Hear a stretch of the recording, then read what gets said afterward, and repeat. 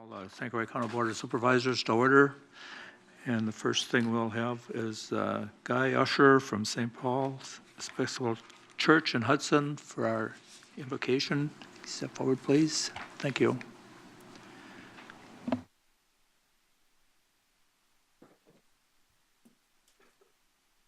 Is this the right spot?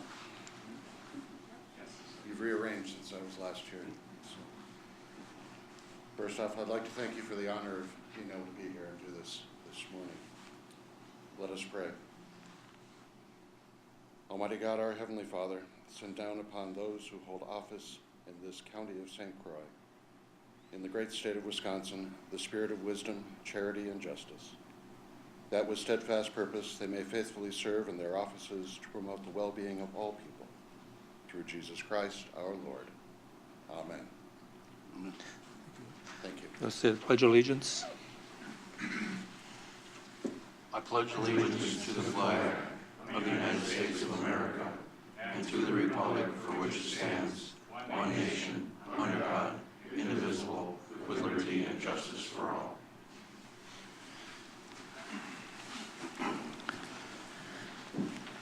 Thank you. Cindy, we'll have roll call, please.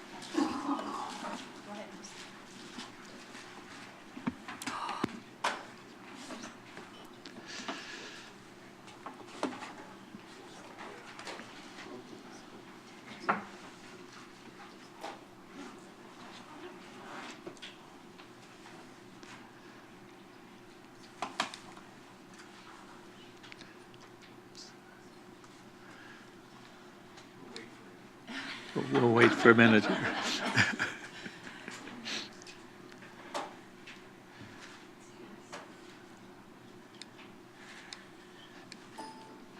We have 18 present, one missing, so we'll move on with the meeting.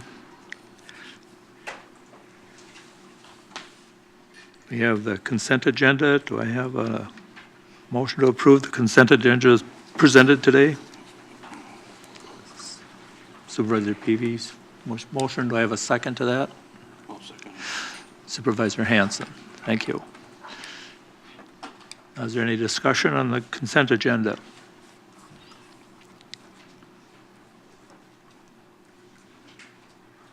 If not, we'll vote on that. Are you ready, Cindy? Yep.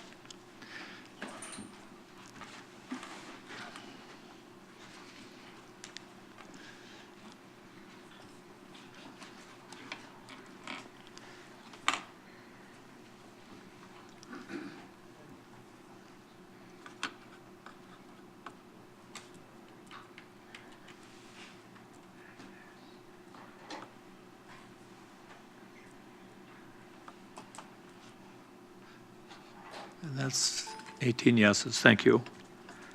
At this time, we're open for public comment on any item that's not on the agenda. So we're looking for a public comment at this time. Is there anybody from the public that would like to make a comment on something that's not on the agenda? We'll do it one more time. Is there anybody from the public that'd like to make a comment on an issue that's not on the agenda? Don't see anyone, so we'll move on. Thank you. We have presentations. This morning we have the Loyalty Days proclamation. I believe Scott Yard was going to read that. Good morning, Mr. Chairman, Supervisors. This proclamation is brought forth to you by Post 10818, New Richmond, Wisconsin. This will be the county proclamation for the 2015 Wisconsin VFW Loyalty Day Parade. Whereas St. Croix County was founded by men and women who embraced an independent spirit and a fierce dedication to the freedom born of sacrifice, and whereas the independent spirit and dedication to freedom is within each individual and is further secured by the actions of individuals. And whereas St. Croix County has a proud history of defending freedom and upholding the rights of people. And whereas Loyalty Day was first observed in 1921 and affirmed by Congress in 1958 as the day for citizens to reaffirm their loyalty to the United States of America, their community, county, and state. And whereas New Richmond VFW Post 1018 and its Ladies Auxiliary will host the Wisconsin VFW Loyalty Day Parade on Saturday, April 25th, 2015, in the city of New Richmond, Wisconsin. And whereas the St. Croix County Board of Supervisors strive to serve residents of the county with the highest degree of commitment and the knowledge that freedom is defended in many ways. Now therefore Roger Larson, St. Croix County Board Chairman, by the affirmation of St. Croix County Board of Supervisors, do hereby proclaim April 25th, 2015, Loyalty Day in St. Croix County. In testimony whereof, I have hereunto set my hand and caused the Great Seal of St. Croix County to be affixed this 6th day of January, 2015. Supervisors, we would ask that you affirm this proclamation. Supervisor Hanson. Okay. Supervisor Brinkman, a second. Is there any discussion? Supervisor Schoberg. May I kindly request just a grammar change to the final whereas, because it's the St. Croix County Board, which is a singular. St. Croix County Board of Supervisors strives rather than strive. I'd like the grammar to be correct in this instance. Okay. Short of that, everything's fine. Do we need an amendment to that? So we need a motion? Motion to make that one grammar change. We don't have to have a motion, probably, if everybody approves just that change, if that's okay. This goes along, the date's wrong. It says 2014. This is 2015. At least on my computer, it says 2014. Okay. So we probably should change that also. So if we make those I changes. just wanted to get them together so we wouldn't have to Yep. continue. We make those changes. Is there any opposition to that? If there's no opposition, we'll make them without a motion to that effect. I don't see any opposition, so we'll just let those be changed. Is there any other discussion? Otherwise, we can vote on it now. Supervisor.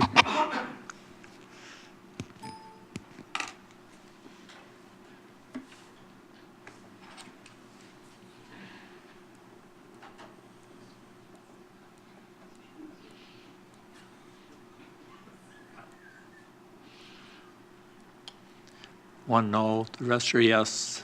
Thank you.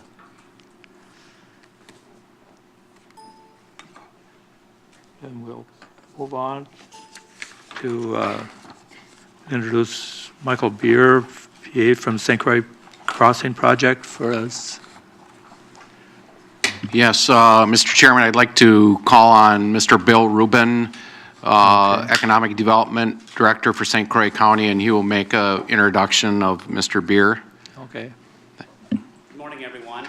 There's a remarkable project underway a few miles north of here on the St. Croix River, commonly referred to as the St. Croix River Crossing Project. In 2014, there were a series of leadership changes that occurred both for MnDOT as well as WSDOT.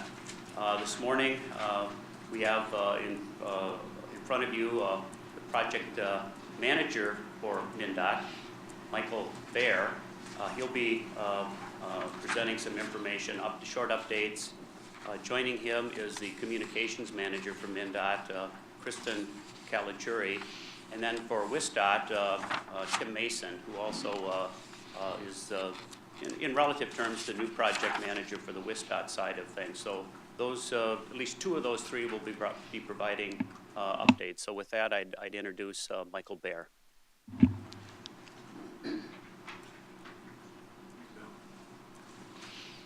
Chairman, board members, my name is Michael Bear. I'm taking over for John Chigalo as the project manager director for the St. Croix River project. John left the department in December, so I've taken over from him in December.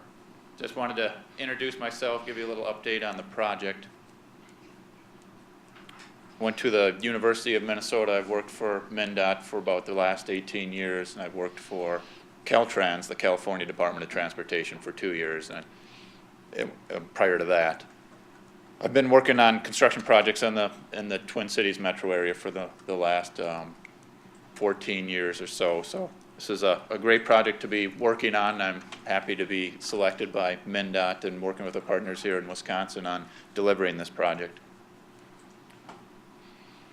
So first picture, just to give you a little background on it. I don't know how familiar, if everyone's been over on the Minnesota side, but in the foreground here is Wisconsin. Looking west across to Minnesota. We got 5 river piers. You can see 3 of them have cross beams started on them. That's the current status, even with the ice on the river now. This was taken in the fall, obviously. And then the far background, you can see my cursor, that's the on-site casting yard. And then on the Minnesota bridge approach portion, we have some cast-in-place work going on. Current work going on is these 2 river piers on the Minnesota side. The ice has now limited access all the way across to the Wisconsin side, so work through the winters, concentrating on the Minnesota side where the contractor's been able to keep the water open with some bubblers out there. Also work here in the Wisconsin bluff to start the abutment work. Pile driving is currently ongoing. That'll continue through the spring here as that abutment gets built, and then they start to do the last pier that is also on the bluff on the Wisconsin side. Additional work that'll continue here through the winter is the cast-in-place segments on the Minnesota side and the casting yards. It's a picture of the cast-in-place, one of the cast-in-place sections on the Minnesota side. These sections are about 80 to 100 feet up in the air, and due to the complex geometry, these sections, rather than the precast segmental sections that I'll show you later, these are being cast in place from one pier to another. That work will continue through the winter. Then this next picture shows some of the rebar placement. We have had 1 concrete pour on the bottom of one of these sections. That'll continue to progress over the winter, more rebar placement, more concrete pours, and as well continuing throughout the next construction season through the summer to get those cast-in-place sections completed. If you guys have any questions, feel free to jump in as I go here. I can take questions at the end as well. This is a more recent picture of Pier 9, which is the second one into the river from the Minnesota side. You can see the cross beams, the cross beam between the 2 pier columns is complete there. So 2 of the 5 river bridges have the cross beams complete. The pier closest to the Wisconsin bluff, the cross beam is about 2/3 complete. Now that access is no longer available due to the ice, that work will remain until ice out in the spring and then can be completed at that time. This is a picture of Pier 8, which is the closest pier to the Minnesota riverbank and the river. You can see there's a cast-in-place section here. You can see the formed-up segments. They create a pier table, so that portion is cast in place that'll allow the segment lifters to have a place to sit on. So once again, this work will be completed over the winter. Then when ice out happens in the spring, the precast segments will come up river on barges, and there will be segment lifters up on top of these sections to start lifting the individual segments into place and extending them out from each side of the pier. You can also see the false work underneath this that's supporting that concrete until it's cast and supports itself. That false work over the winter here and spring, that will be taken down and moved to the center 2 piers again once the ice comes out in the spring. This is our on-site casting yard. You can kind of see the river piers in the background. The smaller segments that are precast segments that go over the Minnesota approach, each segment is about I think 12 feet tall and about 10 feet long. They'll be cast on site and then just trucked over Highway 95 and lifted into place to form the Minnesota River approach section. They're currently casting about 1 to 2 segments a week now that it's winter and less efficient construction. You can see some of the plastic around the casting areas to keep the segments warm as the concrete cures, keeps the steel cold prior to pouring the concrete. They're casting the more complex sections that take longer, to have more geometry challenges and more rebar in them. So they're doing the work that's slower over the winter here to help offset their heating costs. And they are getting 1 to 2 segments per week. Obviously, the cold weather here, the last few days, there's no work on site. Once it gets below 10 below or 20 below wind chill, then the contractor doesn't have his people that are working outside working those days. But we do have a casting facility down in Gray Cloud, or the contractor, I should say, has a casting facility down in Gray Cloud Island on the Mississippi River. So they've built a 100-foot by 600-foot shed on Gray Cloud Island to be able to construct these larger segments all throughout the winter. The shed's heated so they can be productive out there every day, and they're working day and night shifts down there. If you can see between the 2 segments, there's 3 people sitting right here. It gives you some scale of how big these segments are. They're 18 to 20 feet tall, 8 to 10 feet wide, and about 50 feet in width for the width of the roadway. These segments are being placed outside there. Again, once ice goes out in the spring, they'll begin loading them onto barges, bringing them upriver to begin placing them. We expect that to happen March, April, May, depending on weather and when the ice goes out. Out of curiosity, how long does it take to make a single segment? They have 5 casting beds there, so again, it depends on how complex they are. They're producing about one every 3 days from each casting bed, so they're getting 10 to 12 out of this building per week.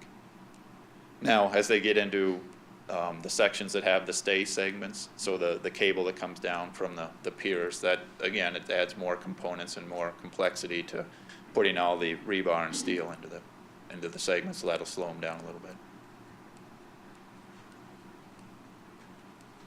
As far as schedule, throughout next year, again, the segments will be coming upriver. They'll be put onto the piers that are ready for them, so there'll be 2 ready for them right away in the spring, we expect. A third will come online on the Wisconsin side several months into the spring. Then hopefully towards the end of summer, the 2 center piers, river center piers, will be ready to have segments begin being placed. The Minnesota approach side will have those segments being placed throughout the year. That process will continue on into next year, 2016 construction. We expect to have traffic on the river bridge in fall of 2016. Now, there's a lot of time between then and now, depending on weather and how everything goes. So we'll keep everyone updated on schedule if it does change, but that is our goal, and that's what we're on schedule to do right now. With that, I'd entertain any questions. Any additional questions? No questions from anybody? If not, I'll have Tim come up and talk about some of the work going on in Wisconsin. Thank you for your time.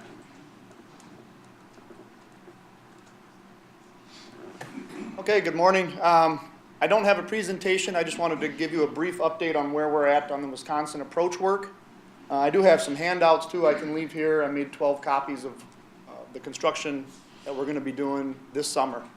So for the Wisconsin approach work, for those that aren't aware, it's a 3-year project. We have 1 project each year. Last year was phase 1.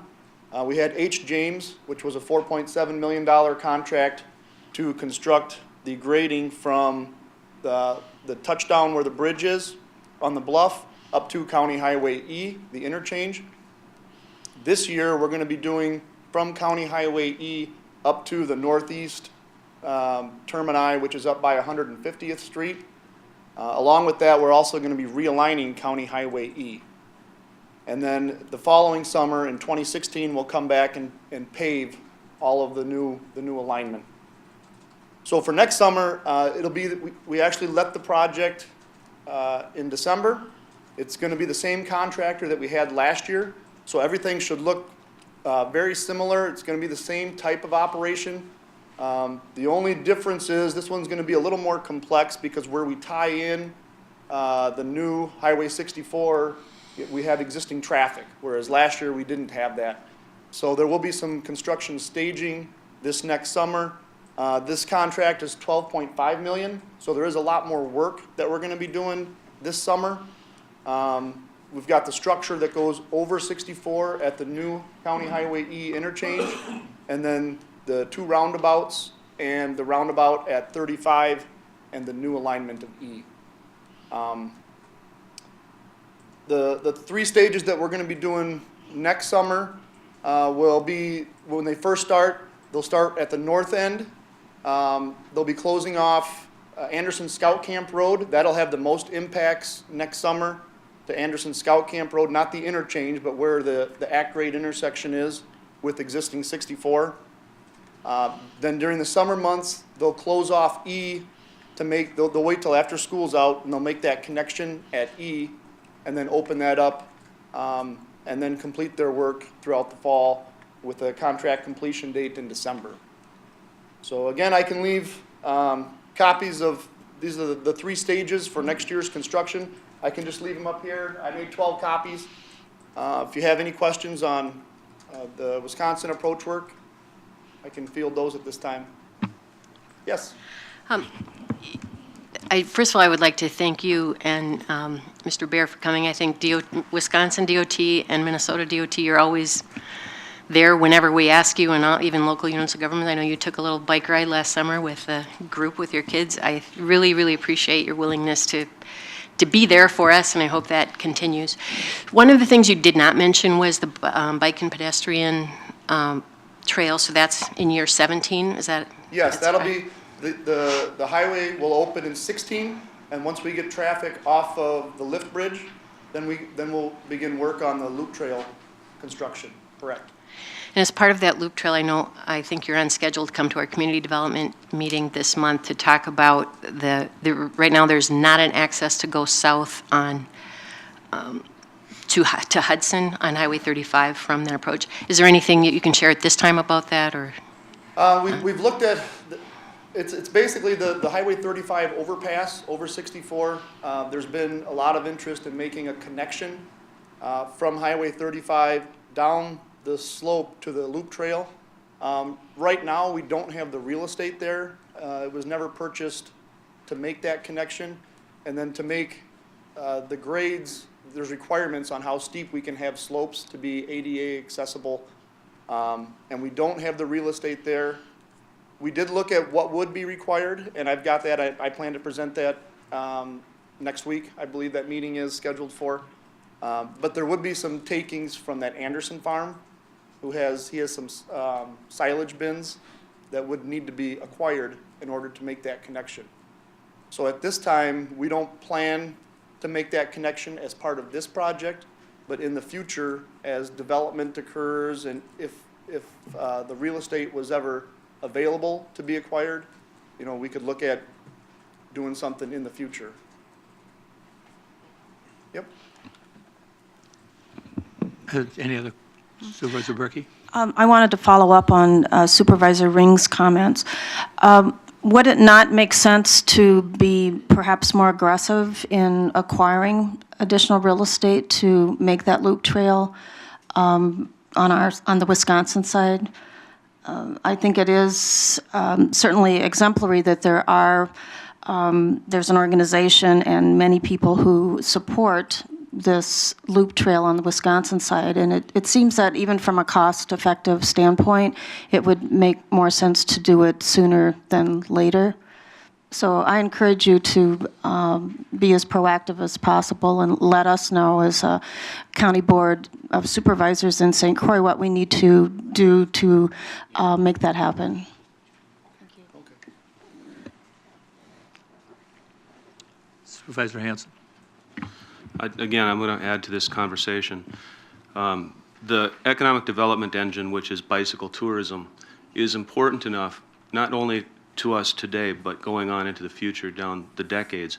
And I think it is very important, almost short-sighted, if we don't make an adjustment to this plan. And I'm going to, again, add to that and ask you to reconsider and look for a solution.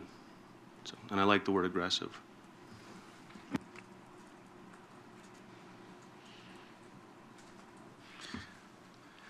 Supervisor Schoberg? Fellow supervisors, as a representative of downtown Hudson area, that's my supervisory district. I thank you for your concern for access to downtown Hudson, and I think it would be well received by all of my constituents that a family riding on a bicycle from Stillwater can get all the way down to Barker's and Dick's and all those other, though the family can go to the park and out on the dike. But it's a lot of fun to come to downtown Hudson too, so let's make that happen. Any other questions? No other questions? Thank you. You're welcome. Pat, are you ready for? Yes, thank you, Mr. Chairman. The next item on the agenda is a presentation by the Highway Department. Here in Wisconsin, the standard line of humor is that there's two seasons. One is the snowplow season, and the other is the orange cone and barricade season. And before, it's hard to think on a day like today that in several months we will be faced with the orange cones and barricades and flaggers. The Highway Department takes public safety and working out on the interstate and the county trunk road system very seriously. All of our employees that work out in the field are trained specifically for working in construction zones. We have a safety committee at the Highway Department made up of Highway Department employees, of which Mike Murtha is a very integral part of. And it came to his attention, I don't know, a year or so ago, that the flagger training that our employees use to be trained out in the field was insufficient. And so Mike Murtha, under the leadership of Tim Ramberg and his crew, they developed their own training video for flaggers out in the field, and currently using this video. And there's discussions about whether or not this video could be helpful for some of our neighboring counties as they try to train their employees out in the field. So a great initiative, the Highway Department employees. Thank you, Mike Murtha, Tim Ramberg, Justin Thompson, who works in risk management, is also a member of the safety committee at the Highway Department. And Justin Thompson, if you could stand up so people can recognize you. Justin works in risk management. He was also helpful in putting together this very important training video. We're going to show a little bit of this, and Mike Murtha is going to narrate for us, just so we can get a flavor of what they put together. So thanks, Mike, and I will turn it over to you. Thank you, and good morning, everybody. Thanks for the opportunity to come and do this. Just to give you a quick background on myself, I've been teaching this for about 14 years. I'm certified through the National Safety Council. I was sent to Chicago for about 3 days for training, and we primarily train our summer help college students that come in, but all of our new employees are employed at the county, and also every 3 years our regular employees go through the training again. So I'll try to make this brief, but just give you an idea of what we did. We did some videos, some short videos with the PowerPoint presentation. And again, thank you to Dustin Thompson for all of his help with the technical support of this. So with that, I'll try to get started here. We start with the objectives of the flaggers, and I won't go through all this, but the one that we really push strongly is to protect yourself. And if the flaggers are not safe out there, nobody is safe. And it's become a very dangerous job we are a very mobile county, as you well know, the traffic we have, so that it's a dangerous job for these young flaggers. We talked about some of the statistics. The one that always is alarming to me is the 50% of the flaggers killed in the jobs were killed by their own workforce. And I teach them to, don't trust our own truck drivers that want to back into a driveway, drive around you or whatever. And to me, that's a scary part of this whole thing. And again, we're protecting yourself, the crew, public road workers. Now we have something new with the Amish buggies that are in our our county coming through our work zones as well. So protecting our equipment. We talk about the proper equipment, the paddles, the signage, having good, clean clothes, good signs. Your signs are your friend out there that give advance warning to the public, communication devices. There's different types of vests. This is a Class 3 vest with the sleeves, the pants. This is where some of the old videos were not updated for the new apparel. This is our first video.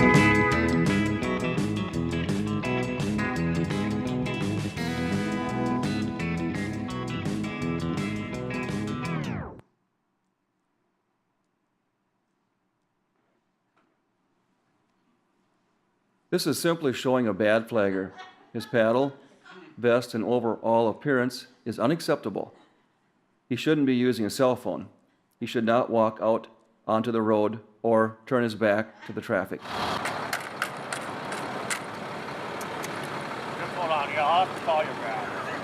Sloppy appearance diminishes your authority.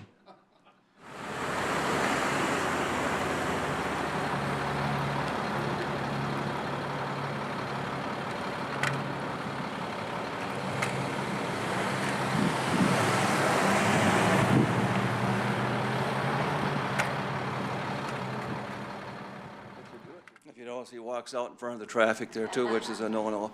Imagine yourself driving through a work zone and you see a flagger dressed like that. You're not going to have a lot of respect for him or our entire project. So very important that we, again, the proper safety apparel.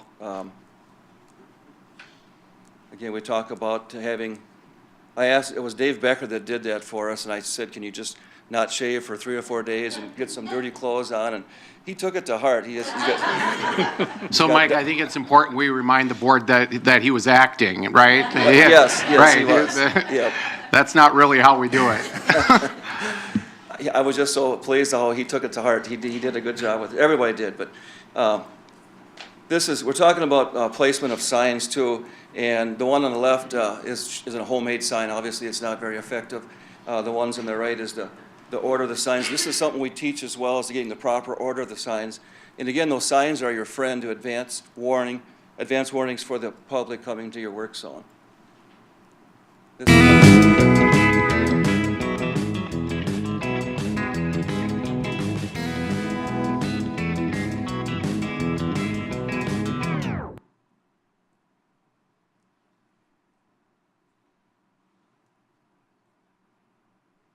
This video is to demonstrate the proper setting of the signs. The distances are based on the speed limit. At 45 miles per hour, the spacing is approximately 450 feet apart. Take notice the wind on this particular day. On windy days, somebody on your crew should periodically check your signs.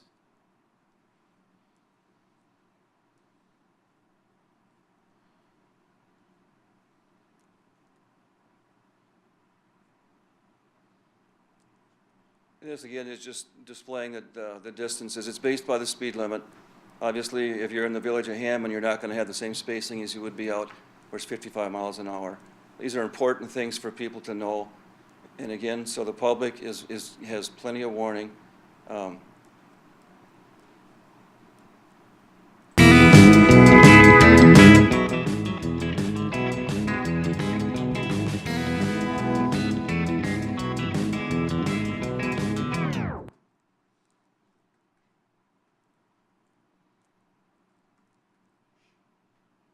This is a very typical work zone where we have a hill. We had to modify our distances because of the hill and bridge. Set up before the bridge, not after. The flagger is not able to see his or her partner. They are using two-way radios to communicate. Notice how he does not cross the center line. He does not let traffic proceed until he has returned to the shoulder.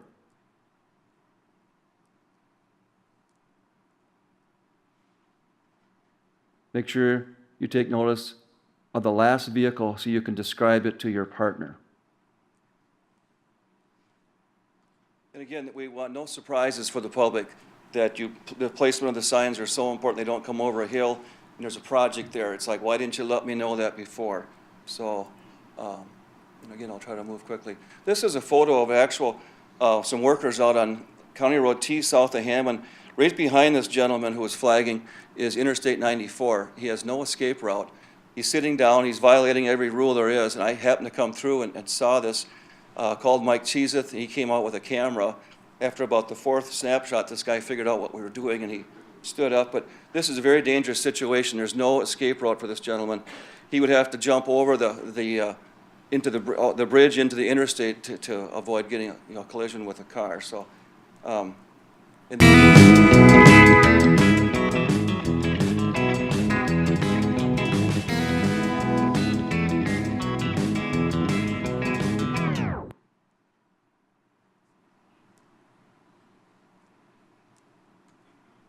the flagger has no escape route. Never set up on a bridge. Be aware of your surroundings. Look for objects or conditions that may prevent you from having an escape route.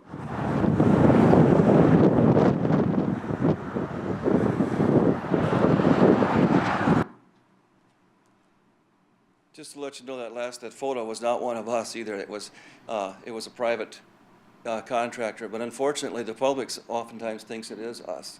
It's frustrating for us, but I'll just keep moving on here.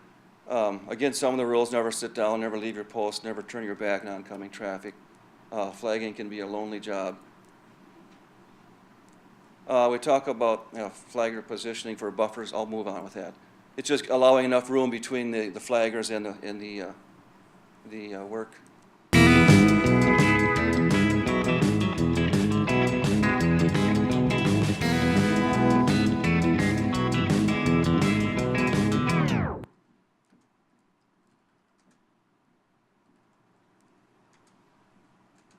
Starting on the shoulder, when confident all vehicles are stopped, you may walk onto the roadway without crossing the center line.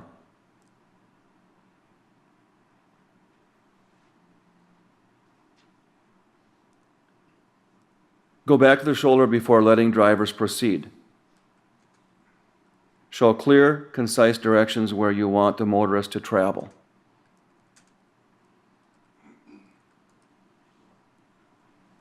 Again, we show, as far as giving clear, concise directions.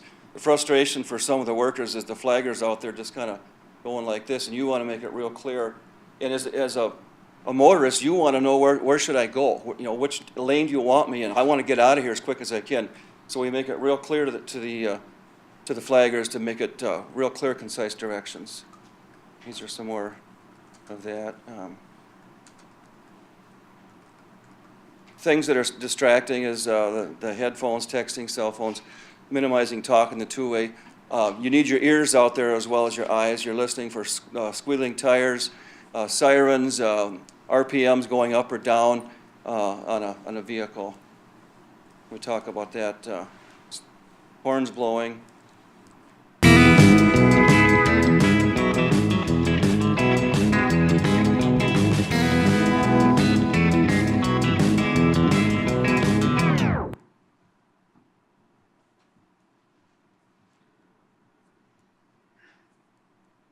This video is to demonstrate how you deal with a belligerent driver.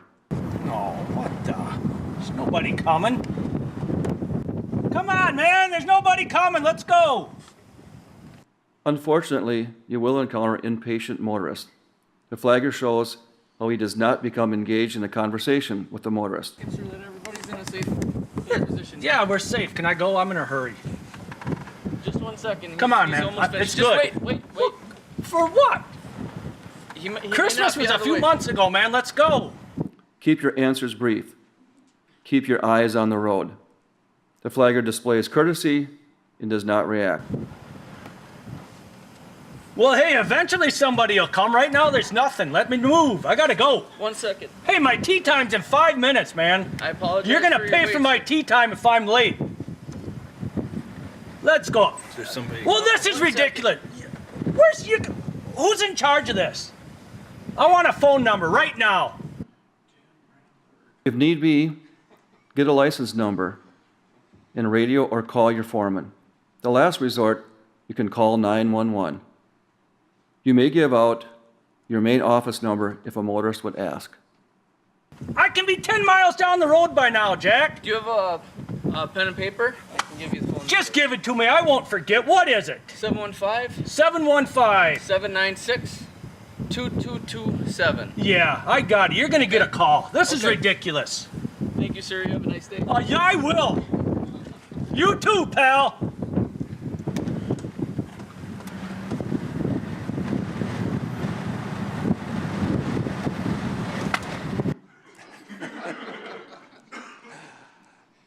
We're going to film that again to make sure we got it. And it was Chris Coble. He says, I can't do that again. I can't keep a straight face. These are just some important things. Eye contact, hand signals, being firm and direct with belligerent drivers.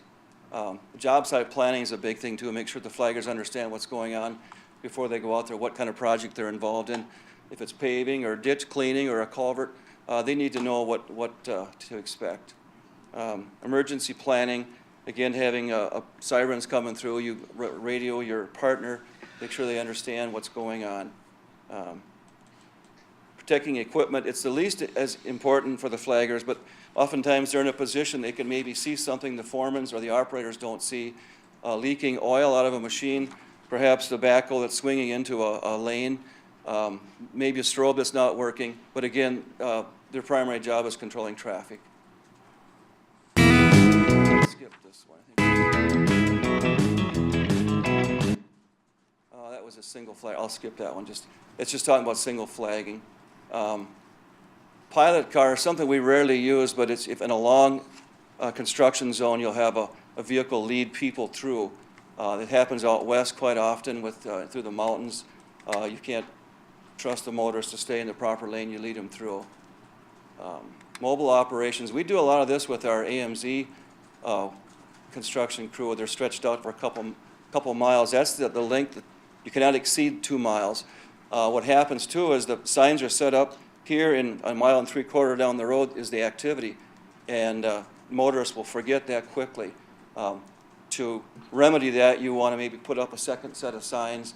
Make sure your flagger has a flagging symbol sign near them too. So there's, again, you want no surprises for the motorists.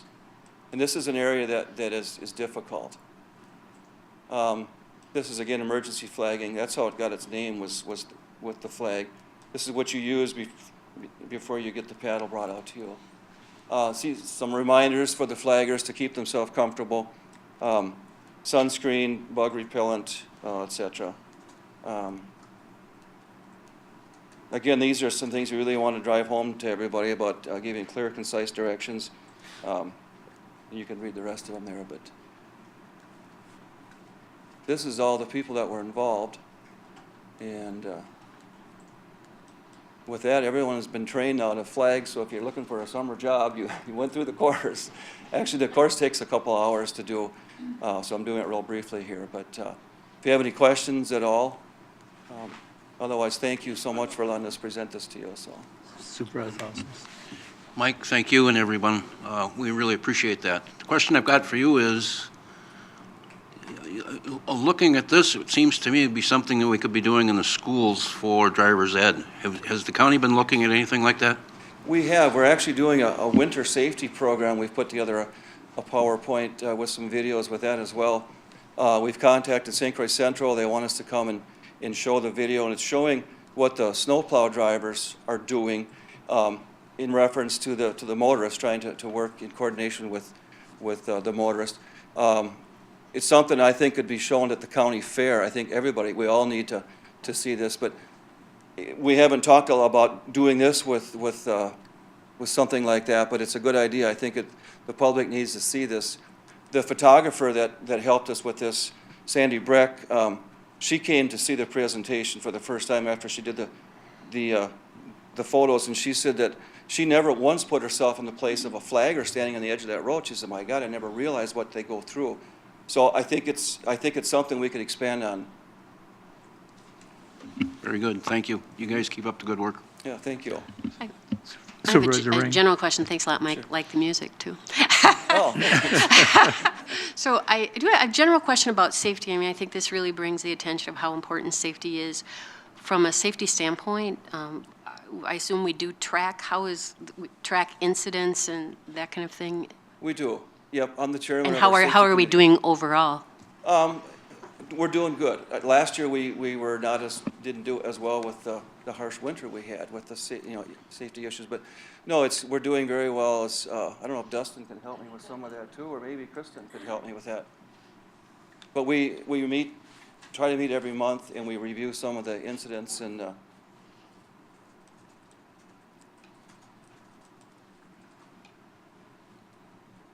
The Highway Department actually has a great track record for injuries. Of course, things do happen from time to time, but yeah, we track it. When employees are injured, it's a workers' compensation claim, and that's covered by the county, so we do track that for all employees in the county. We have presented some of that detail to the administration committee as part of what the risk management funds cover, so we can present that to the entire board at some point if you're interested. anybody else? Any other questions? Thank you, Mike, and thank you, Tim. Got one more question. Peter. Sorry, Pat. Kristen, as long as you're there, could you tell us how St. Croix County does compared to other counties in the state? Are there any records that is a comparable that we can look at? In terms of injuries to employees? Yep, and general incidents that we may have? I can't tell you off the top of my head right now, but in general, our performance on work comp is very good. We've come a long way. I now have safety coordinator Dustin, who was introduced to you earlier, and he's been working very closely with all departments to develop consistent safety programs. So I think we're in really good shape. I could bring that information back to the county at some point, but I don't have it ready for today. Okay, thank you. Thank you, Mike. Yeah, thank you, everybody. Appreciate it. Pat, we have some recognitions now. Do you have some of them? We do not have any recognitions. We have some appointments. Some appointments, okay. Yes.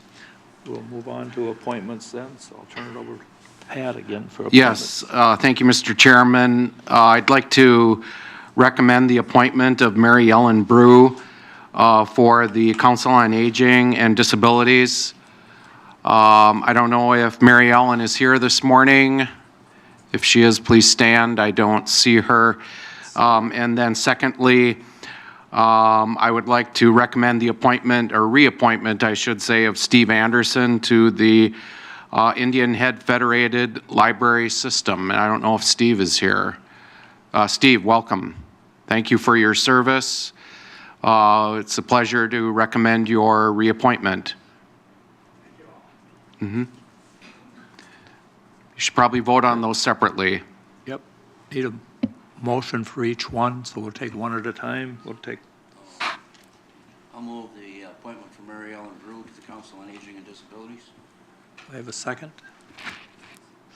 Second from Supervisor Ring. Any discussion? If there's no discussion, do we have it up?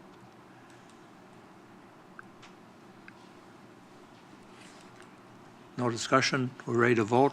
We'll vote on that then.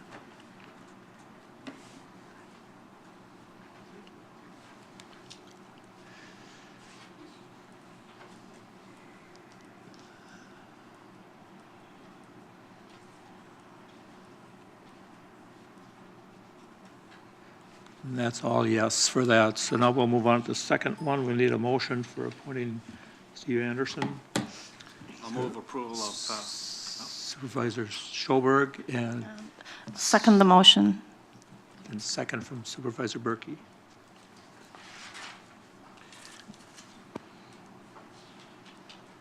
So is there any discussion? If there's no discussion, we'll vote on this then.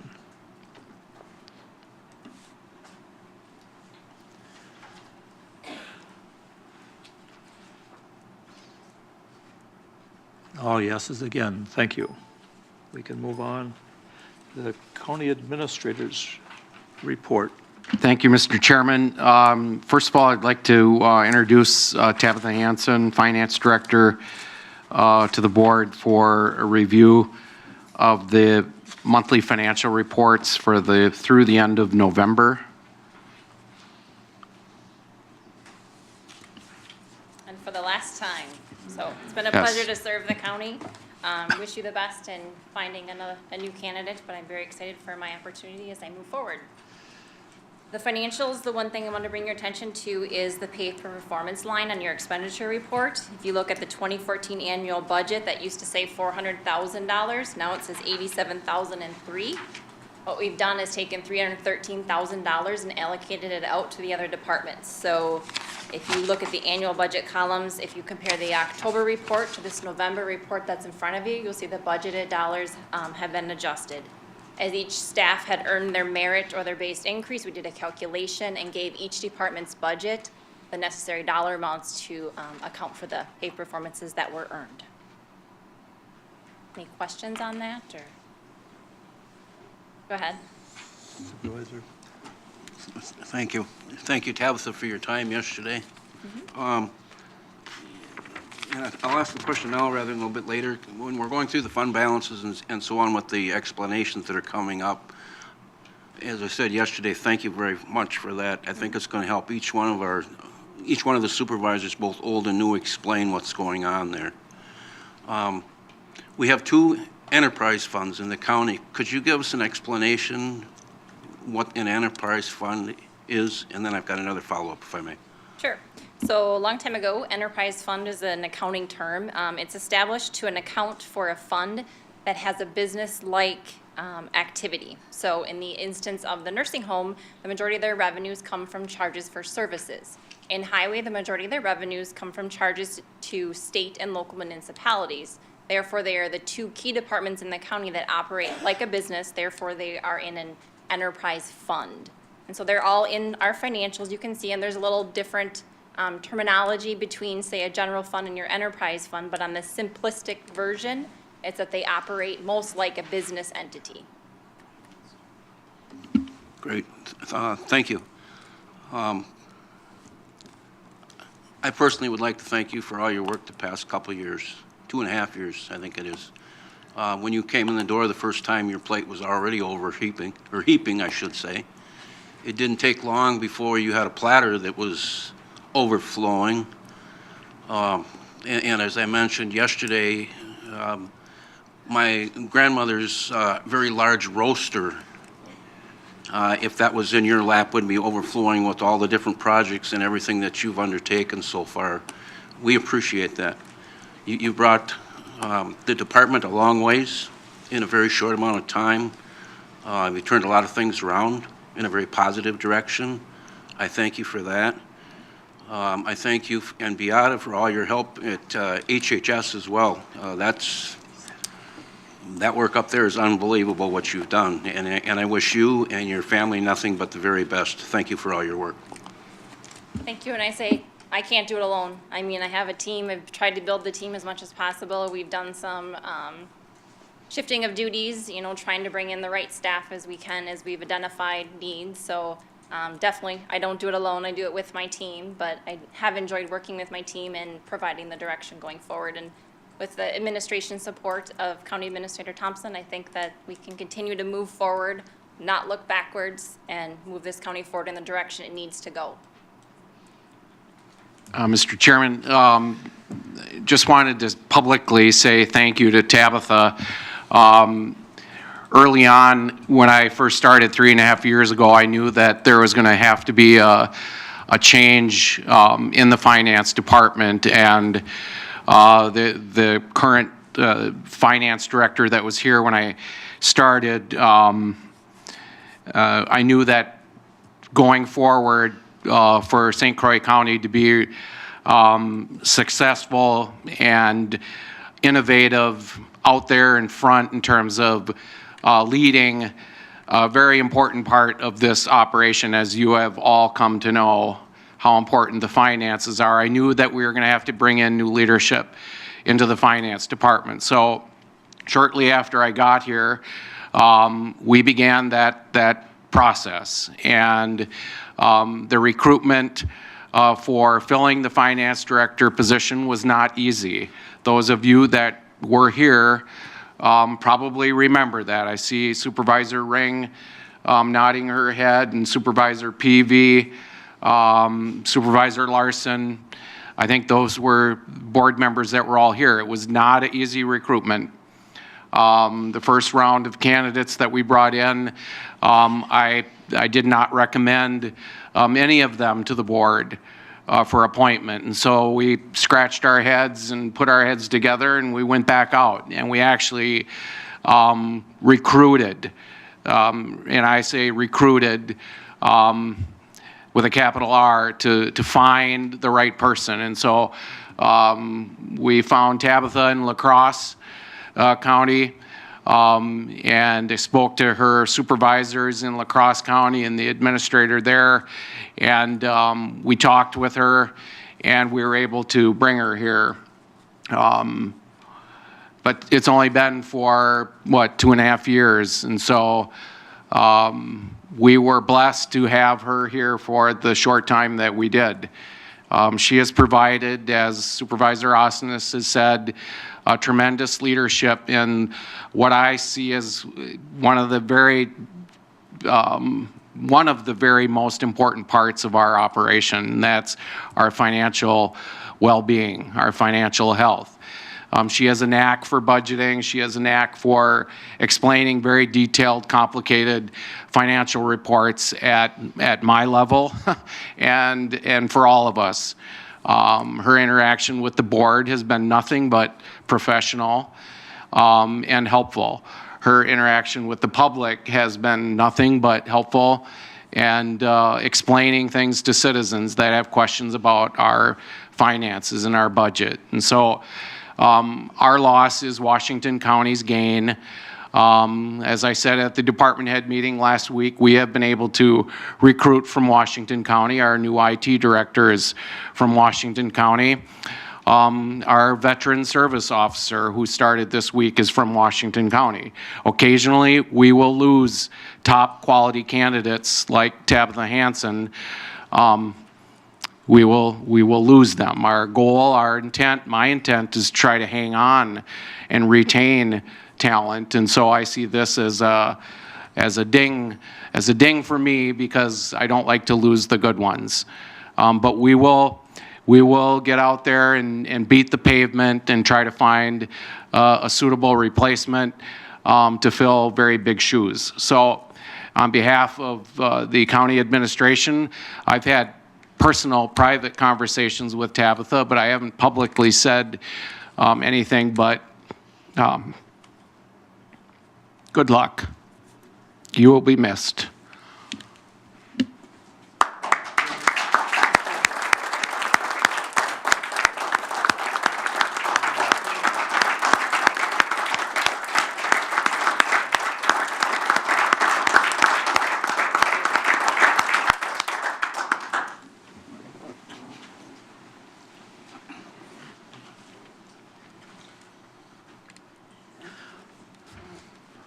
We'll move on to the annual Supervisor Osnes. Thank you, Mr. Chair. As long as we're under the administrator's report, I think it's obvious to say this has been kind of a surprising and a sad month for St. Croix County. We've lost Merlin in the vet's office, who's been replaced. We've lost our ESS director. We're losing our finance director. And most recently, Katie Capon, our child support director. Mr. Thompson, I'm wondering if you could give us any thoughts on the direction that we're moving right now and the direction you see us moving in. I'm not totally clear on the question, but we will continually try to recruit the best and the brightest for senior level department head positions at the county. Throughout the course of my over 30-year career in public service at the chief administrative level, there will always be positions to fill. There will be retirements, there will be resignations, there will be terminations, there will be personnel turnover. So you have to deal with those as they occur, and you make sure that you are recruiting the best and the brightest, like I said.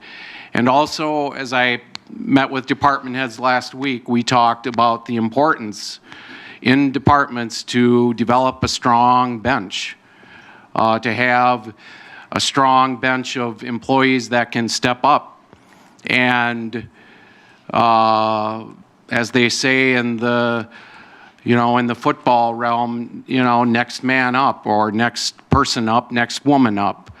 When we have a leadership void, hopefully our departments are training and preparing staff to eventually fill our positions as they become vacant. When I recruit for a top-level senior manager, like the finance director or the corporation counsel or any other senior level management position, I always recruit with the intent that could this person someday be asked to step in for me? If for whatever reason I need to vacate my position, I want the county to be in a position to say, Pat Thompson developed a strong bench and we have talent within. Anytime you can promote from within, that tells me that you're doing a good job of building your bench. And so hopefully in child support and some of the other departments, we have the talent developing for eventually replacing those positions when they become vacant. So I'm optimistic that we will find good talent to fill these openings. Thank you, Mr. Thompson, for that, and we'll move on now to our annual department reports, county treasurer's report.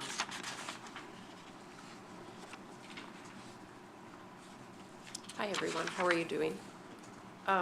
So I'll just touch on some key points this last year that the Treasurer's Office has been working on. This past year, we have sent, we tried a pilot, which was sending electronic file to the town of Spring Valley, and what it was, it consisted of her 12 taxpayers. So instead of our office printing them, we sent an electronic file, and that worked out very well. So that's something we're looking at in the future, where we can send files electronically and perhaps have the local treasurer print the tax bills, taking a little bit of the busyness off of our office, and then they'd have the opportunity to print those bills when they have time to do that. So that pilot went very well. Also new this year was our credit card service. We went to Point and Pay this year, and so now our counter now accepts credit cards at our counter, basically, instead of just online. And including Visa and MasterCard, we do now accept American Express and Discover. There is a fee involved, which is charged through the third-party vendor. The fee is 2.39%. That's a convenience fee of credit cards. And e-checks are charged at $1.50 per transaction. Our previous vendor, the charge was $3, so that fee went down, which is put on the taxpayer. So that was a little bit of savings for them. So far that program's been going quite well. The reports are a lot better that we print in anticipation of the payments coming in. So that was a very good change for the Treasurer's Office to use the new vendor Point and Pay. Also, as you can see by my report, the credit card the dollar amount has increased significantly. So we did break through the $1 million mark this last year. And I have a feeling it'll continue to climb because people are used to using more their credit cards or debit cards as opposed to cash or sending in checks. Also, in keeping that thought, our office has really become globalized. If you think about it, you can use your credit card or debit card anywhere in the world, and we have people that use that travel. Also, we're noticing a lot more communication with taxpayers around the world. As for an example, I have been, or had emailed, or had a conversation via email with someone who was in Afghanistan. So they wanted to know basically their tax balance and were concerned in getting their payment or their taxes paid in time. So that was one example of globalization where we're reaching out to people all over, just outside of St. Croix County. Also, the call centers we're getting calls from call centers, mostly from India. A lot of the mortgage companies or lenders are outsourcing, or what's called offshoring, to companies outside of the U.S. So we have a lot of calls coming in at times. There may be some situations with the communication barrier, but we try our best to be courteous and try to be helpful with not only people from around the world, but also within our own county. So sometimes it takes a little more patience, but we want to make sure we get questions answered, we get the right figures out there. So we found that those calls are increasing in this last year. So another important issue I wanted to point out is the comparison figures for the years 2010 through 14 for the sale book. Each year, September 1st, we print what's called a sale book. And what it does is it assigns a certificate number for unpaid taxes within that current year. So starting in 10 and going forward, you can see where there's been a significant decrease. There's a combination of things that kind of contributed to that. One is the economy has gotten better. Also, the county has, we have tax deeded a few parcels, which has decreased that amount because we needed to move that amount out of that figure, and we put it into a separate account, which is a tax deed type of account. So there are a couple of things that contributed to that. I think the biggest contributor of the tax deed amount was the city of New Richmond, where we took was about 200 parcels, and I know between our office and Cindy's office, we've been working on those to get those ready to be put for sale. And that takes time. We want to make sure we have all our descriptions correct and everything. So we're continually working on that, and but that contributed to also the decline in that dollar amount. Also, you can see the type of receipting that the Treasurer's Office handles between the years 2007 to 14. This not only includes tax receipts, but also general receipting.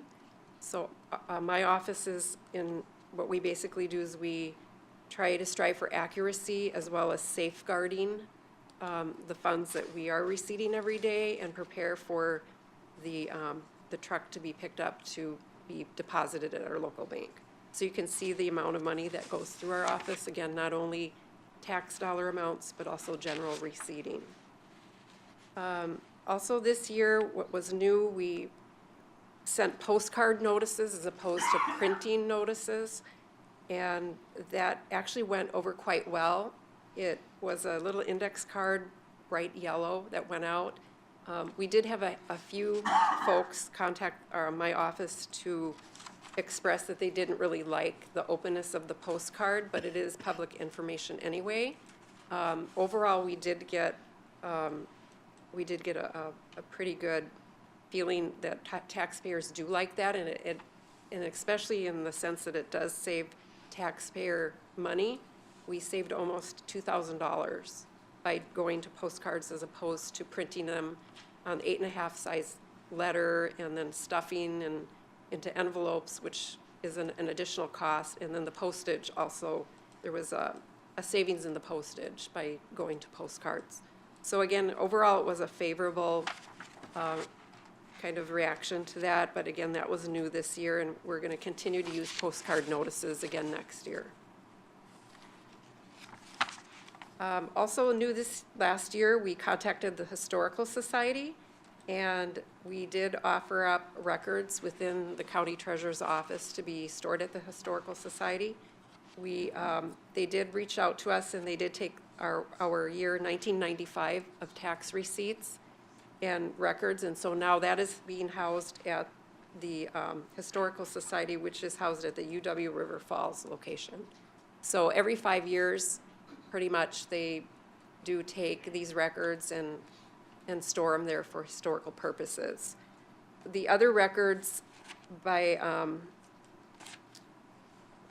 state statute, we do notify the Historical Society to let them know that those records would be destroyed. We have to reach out and let them know that, so they are aware of it.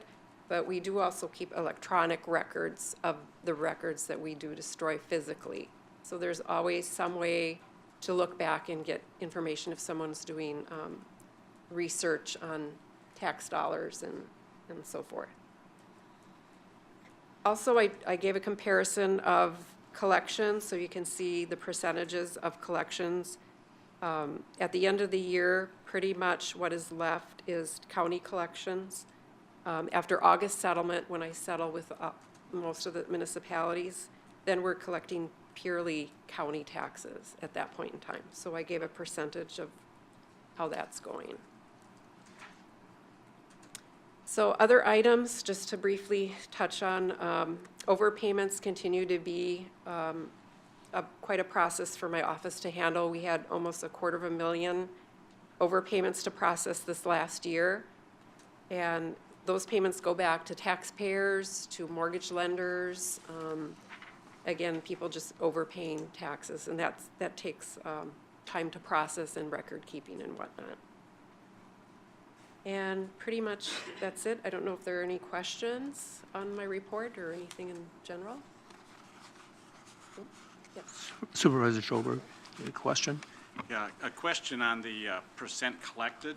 Is that just referring to the percent of that year's levy collected within that year? And then I take it if it wasn't collected within the year, it still is being sought after the close of the year?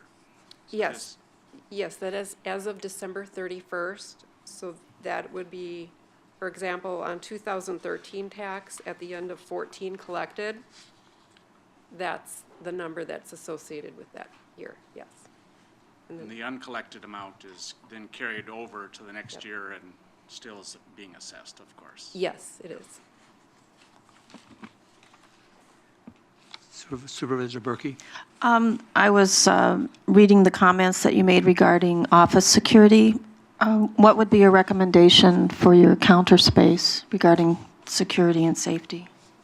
Well, one thing we did this past year with ADRC leaving and going to the new Richmond Center, we basically our desks are pretty open. So when we're doing our daily deposits, it's very visible to the other side of the counter, very open, whether it's checks or cash. So what we did was we had some of the desks that were used at ADRC, we reused those.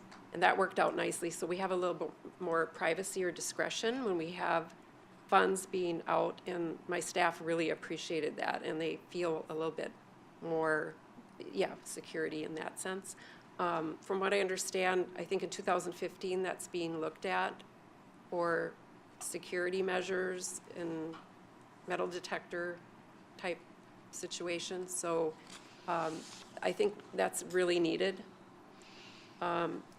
If that would be something that would be considered and possibly looked into or decided upon, I don't think we would, at the treasurer's counter, need any type of glass or anything like that. I think that would be a good idea, and I hope that everyone is pretty open to reviewing that. So, thanks. Any other questions? Supervisor Babbitt? I just had a quick follow-up, Lori, to Supervisor Berkey's comment. Even with new security at the front door, which is under discussion at the moment, you may still have agitated customers, and you use that term in your paragraph. In the past, when you've had a customer like that, how have you handled that? Well, in the past, when that's occurred, well, first of all, my staff comes and gets me, and then I listen to the customer. I let them talk, because a lot of times at that point, they just want to vent. So I let them talk, and I try to understand where they're coming from. We do have security available should we need it, and we have called it in the past where someone's come up, like a deputy, and then just walk by or come in my office and stand there, and then pretty much everything kind of calms down. So that does help. Again, I think the metal detector may be a good option for not only my office, but other offices as well that have the open counter space. You know, pretty much I think that would help. Because from what I understand, you would need a couple of deputies at that metal detector anyway, correct? Is that correct? So I think just the presence of that would help. I hope that answers your question. Any other questions? No other questions? Thank you, Laurie. Okay, thank you. We'll move on to the county clerk's annual report. Cindy, you want to? Mind if I just stay here? Yeah. I can keep things going here. Okay. Sorry, just a second. Okay. Well, good morning. I'm Cindy Campbell, county clerk. If you don't mind, I'm just going to stay here and keep things going throughout the meeting. My annual report was in your packet, and I just want to highlight on a few things from 2014. We had 4 elections, and February we had the spring primary. We had 4 county supervisory district primaries in District 6, 11, 12, and 18, which is unusual from the history, since my history of being here, of having so many primaries in the supervisory districts. They were all relatively low turnouts. We had the spring election with about a 12% voter turnout throughout the county, which is about average for a spring election in St. Croix County. I held training in July for municipal clerks and chief inspectors. During that training, I used some information based information from the Government Accountability Board that voter photo ID would not be in place by November. I was wrong after that. So, but I'll get to that in just a minute. We had the partisan primary in August. Again, countywide, we had a very low turnout, about a 7.6% voter turnout, which isn't uncommon for St. Croix County. We usually have a lower turnout for the partisan primary. So on September 12th, the 7th Circuit Court of Appeals reinstated the requirement for voters to present voter photo ID. On September 17th, which was my deadline to deliver ballots, that was completed. So no absentee ballots were sent out before the 12th in St. Croix County.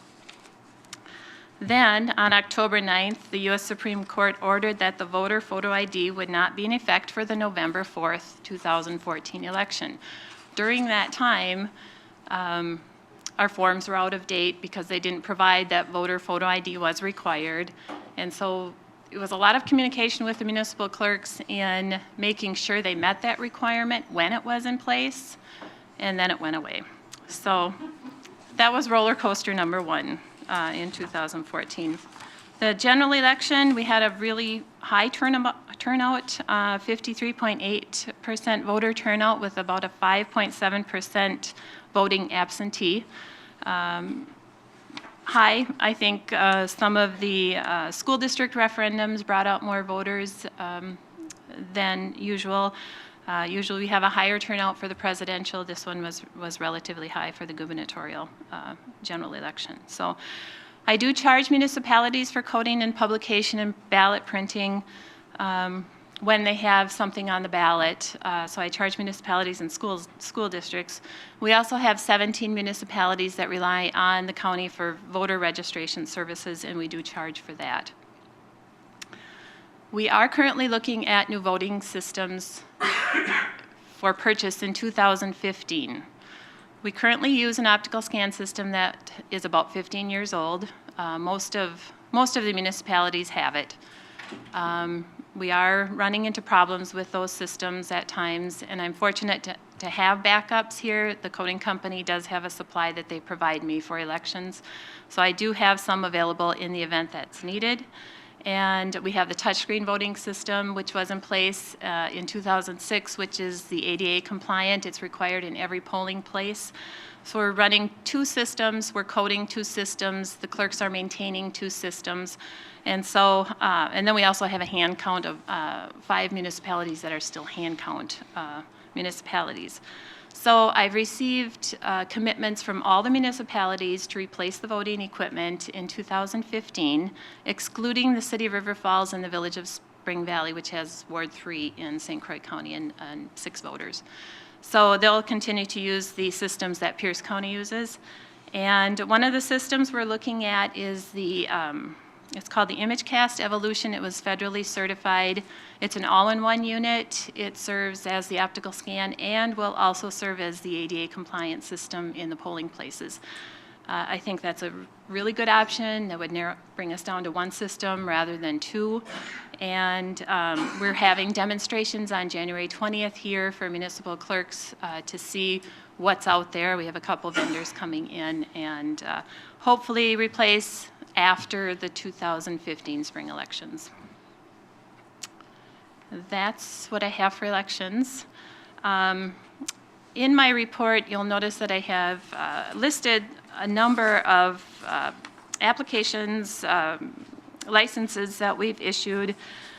For some reason, in 2014, our marriage licenses increased. We'd issued 531. We haven't been over 500 since the year 2000. I don't know why, but it did increase. We were extremely busy. Then, on June 6th, the federal district court judge from the Western District of Wisconsin, Barbara Crabb, struck down Wisconsin's constitutional amendment banning same-sex marriage. That, the county clerks throughout the state received really no guidance from the state vital records. We received no updated forms. I worked very closely with Corporation Counsel Scott Cox, and he was very helpful throughout that time, emailing day and night and weekends and trying to figure out what we're going to do.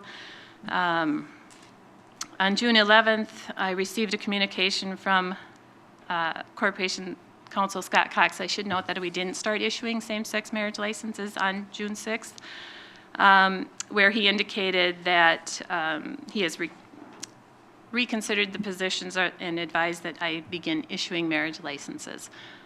So we did, and from June 11th through the 13th, we issued 6 same-sex marriage licenses in St. Croix County. Then on June 14th, a federal judge temporarily blocked the same-sex marriages in Wisconsin. So that was pending appeals, and so that then stopped everything, or we could not issue same-sex marriage licenses. Then on October 6th, the U.S. Supreme Court rejected appeals from Wisconsin and 4 other states seeking to preserve their same-sex marriage bans. And again, I began issuing same-sex marriage licenses then on October 6th. I issued 3 additional same-sex marriage licenses and then 1 in 2015 so far. So the same-sex marriage licenses didn't increase the numbers significantly, just we had more marriage licenses in 2014. To date, we have not received updated forms from the state for issuing same-sex marriages, so we're using the old forms. I've been told that they should be coming in January, and when I say they're not up to date, our certificates say bride and groom. And there's more to update in the Vital Records Department, so we're still waiting for the forms to come through. Again, we've processed about 5,400 applications in our office in 2014. That does not include all the phone calls we take to provide information, people stopping at the counter. So we do have a significant amount of traffic and activity in the county clerk's office. Any questions on anything that I haven't touched on? I just wanted to highlight on a few things. I do have an amazing staff, Amy, she's been with me for almost 10 years. Patty's been with me for 11 years. And Jen, the new girl, is about 6 weeks, and she's working out really well. She's younger. I said that someone gave me a chance in my 20s, and she's sitting across from me, the county clerk, Jill Berkey. I began working in the county clerk's office in the 80s, and so Jen is just doing a great job and younger than us. So I want to thank the county board for their support, the administration committee, Chair Larson, Vice Chair Osnes. Chair Larson is the 4th county board chair that I have worked with since I've been here in my 12 years. And Corp Counsel, who's helped me out through a number of issues, and of course the IT staff who keeps us up and running. Any questions? Sure. Any questions for Cindy? Supervisor Rickey. I was curious about the 5 municipalities that still use what I think you said paper ballots. Their hand count, yes. Hand count. Is the reason that they're not interested in a more automated system financial, or what? Well, you know? they have committed to upgrading the equipment, and what they use is the touchscreen, mainly at the polls, because they have to have it. And so the smaller ones, Deer Park, Village of Deer Park, Village of Wilson, Town of Rush River, Town of Pleasant Valley, and the Town of Forest. They're all smaller, and at the polls, they mainly use the touchscreen, but they still have to use the hand count. So the anticipation is that they would move to the new system? I am looking for uniformity across the county. That would make life easier for It the would be. county clerk's office? We currently receive results separately on election night. It gets a little chaotic. One result from each polling place, it would be ideal. And less handling of manual entries. Any other questions? No other questions? Thank you, Cindy. We'll move on. I'm going to ask, would everybody like to have a quick break before we get into resolutions? So we'll take a 10-minute break, okay? 20 minutes to, we'll come back. Thank you.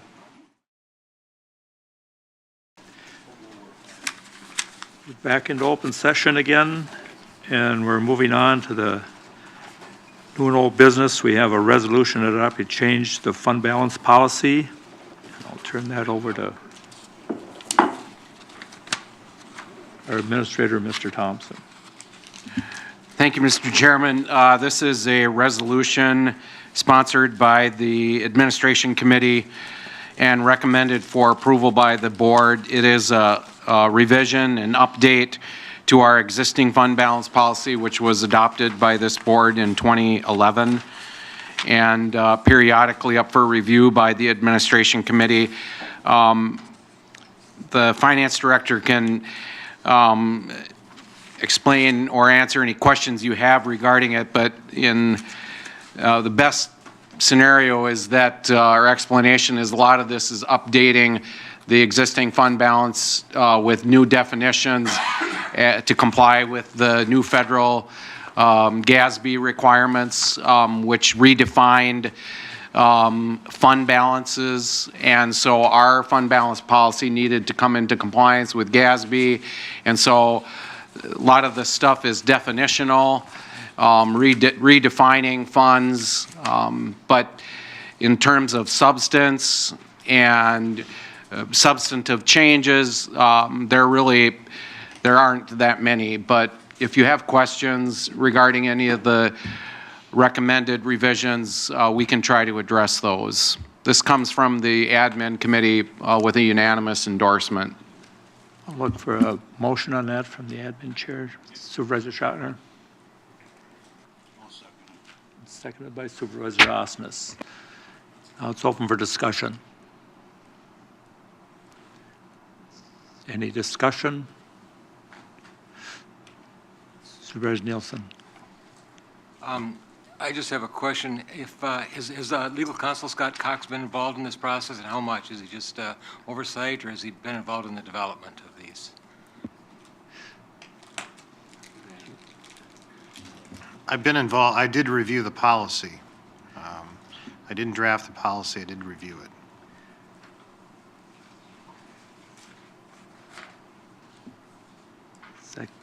Any other questions? No other questions? No questions? Well, ready to vote, Cindy? Ready to vote on that then?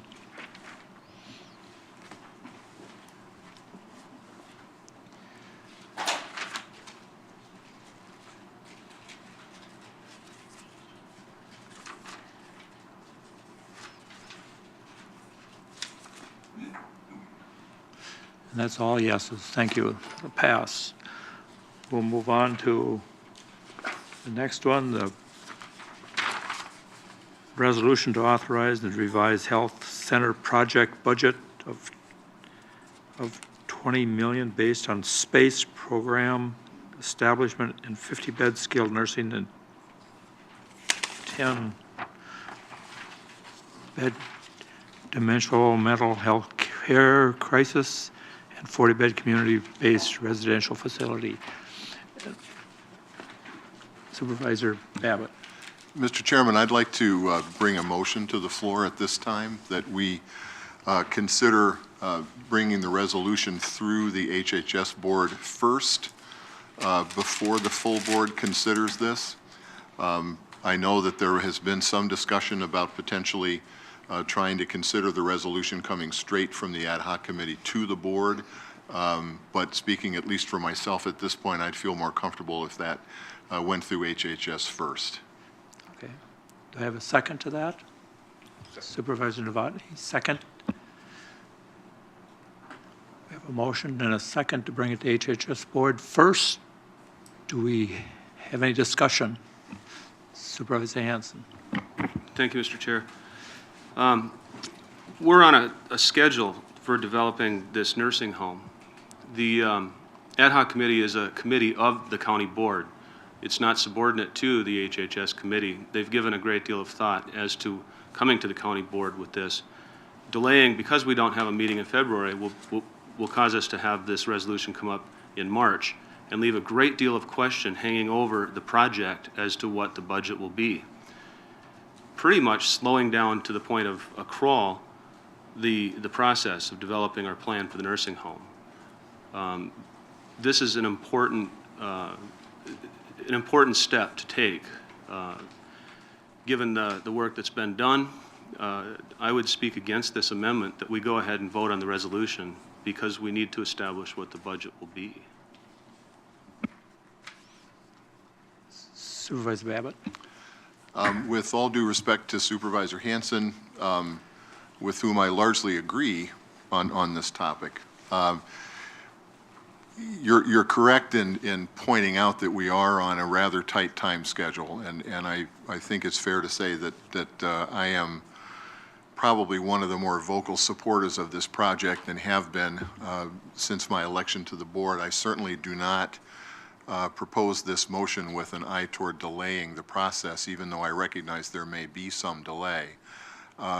As a secondary piece of discussion, perhaps for today, I don't know whether that would be appropriate necessarily, I would propose that the board does meet in February and focus on this issue exclusively at that time. My sense in talking with fellow supervisors and in looking at the resolution and attached information has been that we just need a little bit more time to be sure we're doing this right before we move forward with this level of a funding request to the county as a whole, to the county board as a whole. Any other discussion? Supervisor Berkey. I think it's important that we follow the rules and regs. A question I had to Corporation Cox during the break was if it's possible per regs to have the HHS board take another break and have them meet and then make a recommendation. And I don't know if Corp Council's had a chance to look into that, if it's feasible or not.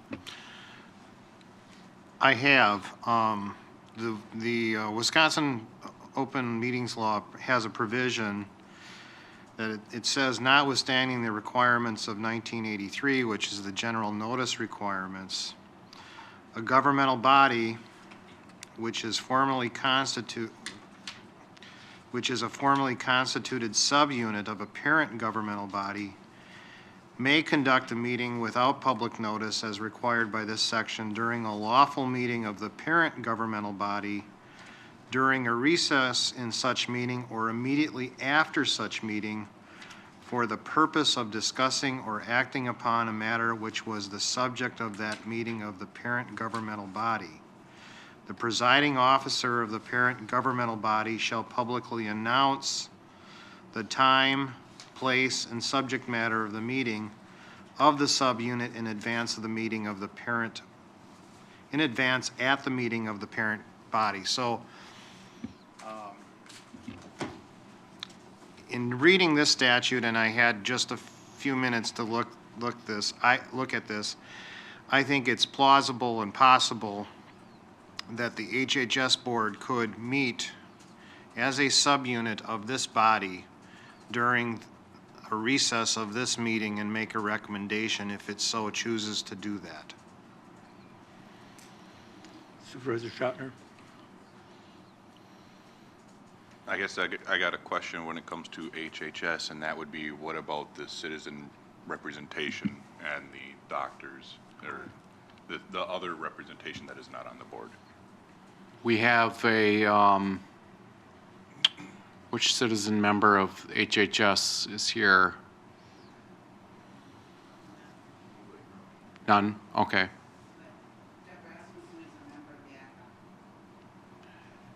Yes, Deb Rasmussen, the citizen member of the Ad hoc Health Center Construction Committee, is a member of the Health and Human Services Board as a representative, and she did attend our last ad hoc meeting and voted in favor of the resolution, which was supported unanimously by the ad hoc. But I don't see any citizen members here. But we would have a quorum of the HHS board here. Supervisor Babbitt? Mr. Chairman, as chair of HHS board, I am uncomfortable, to say the least, with the idea of conducting a meeting, special or otherwise, without citizen members present. I think we need the full HHS board present. Our meeting is scheduled for next Tuesday.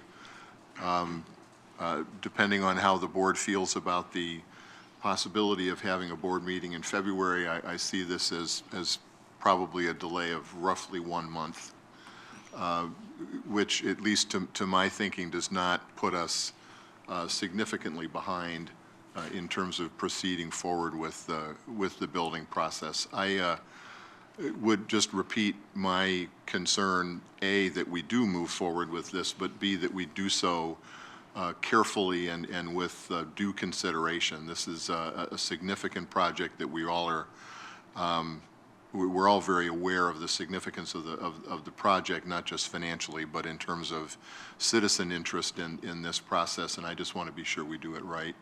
Thus my motion. Any other discussion? Supervisor? I just, a couple comments is, one, I made a comment when we first had a potential project budget of $15 million that none of the quotes that came in were there. They were all higher. So I didn't understand why we only made an amount for $15 million when every single projection that we received was over. And so this isn't saying that we have to. This is giving us up to. And two is, the ad hoc committee was formed. Anybody can also come to an ad hoc meeting, and if you aren't going to have confidence in the ad hoc committee, then why should we bother to have it? I mean, we have members from both. We have members from everybody. We aren't doing this lightly, and we've had several meetings about the amount that are also open to anybody. And again, wanting to keep the project rolling. And I apologize if I'm disrespecting anybody, but I felt it was important to say. Any other? Supervisor Ring?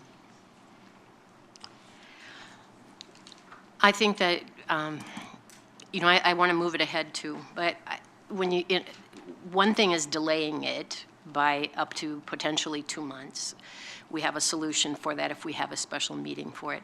I think the other thing is just rushing to judgment a bit. I serve on the ad hoc committee, and it's been very enlightening, and there's just a lot of information. The meeting was last Wednesday. We had a holiday in between. We have a meeting today, and we're being asked to vote on it when the parent committee hasn't gotten a chance to review it. I think with $20 million at stake, I mean, it seems to me there could be more detailed iterations. As I've reviewed it, I've got a lot of questions about things that were raised even at that meeting that we don't have answers to. I see we have our excellent resources here today. I'd hate to lose that opportunity to not bring the whole board up to the level of understanding that we had. And I don't know if that's appropriate or not, but I would be in favor of Supervisor Babbitt's suggestion at this point to delay. Supervisor Nielsen? I guess I'm confused. What's the hurry? We're currently providing these beds, these 50 beds to the residents of St. Croix County. I don't know of any residents of St. Croix County that are going outside of the county to find nursing home beds. So I don't understand what the hurry is. Supervisor Hanson?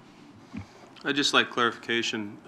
The ad hoc committee, as I understood it, is a committee of the county board. It's not subordinate to the Health and Human Services Committee. I'm not sure in any other case where you'd have a committee usurping the recommendation of another committee at this level, and I find that to be somewhat inappropriate.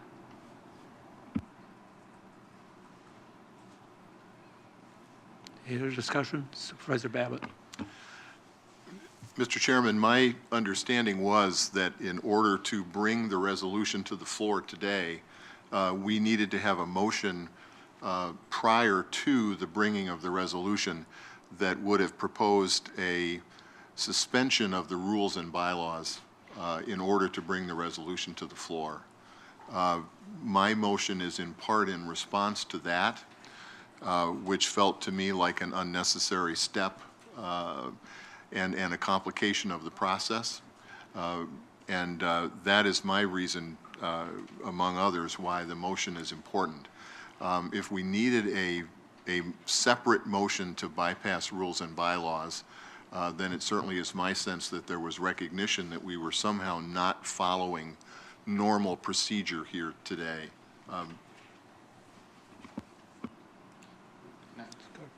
ahead. Can I clarify? The rules themselves actually contemplate such a suspension. Just says every matter which comes before the county board from a source other than a standing committee, HHS board, or committee of the whole shall be referred to an appropriate standing committee or HHS board by the county board chair without motion unless otherwise directed by a 2/3 vote of the county board. So I think it is the 2/3 vote is the vote required for suspension of the rules.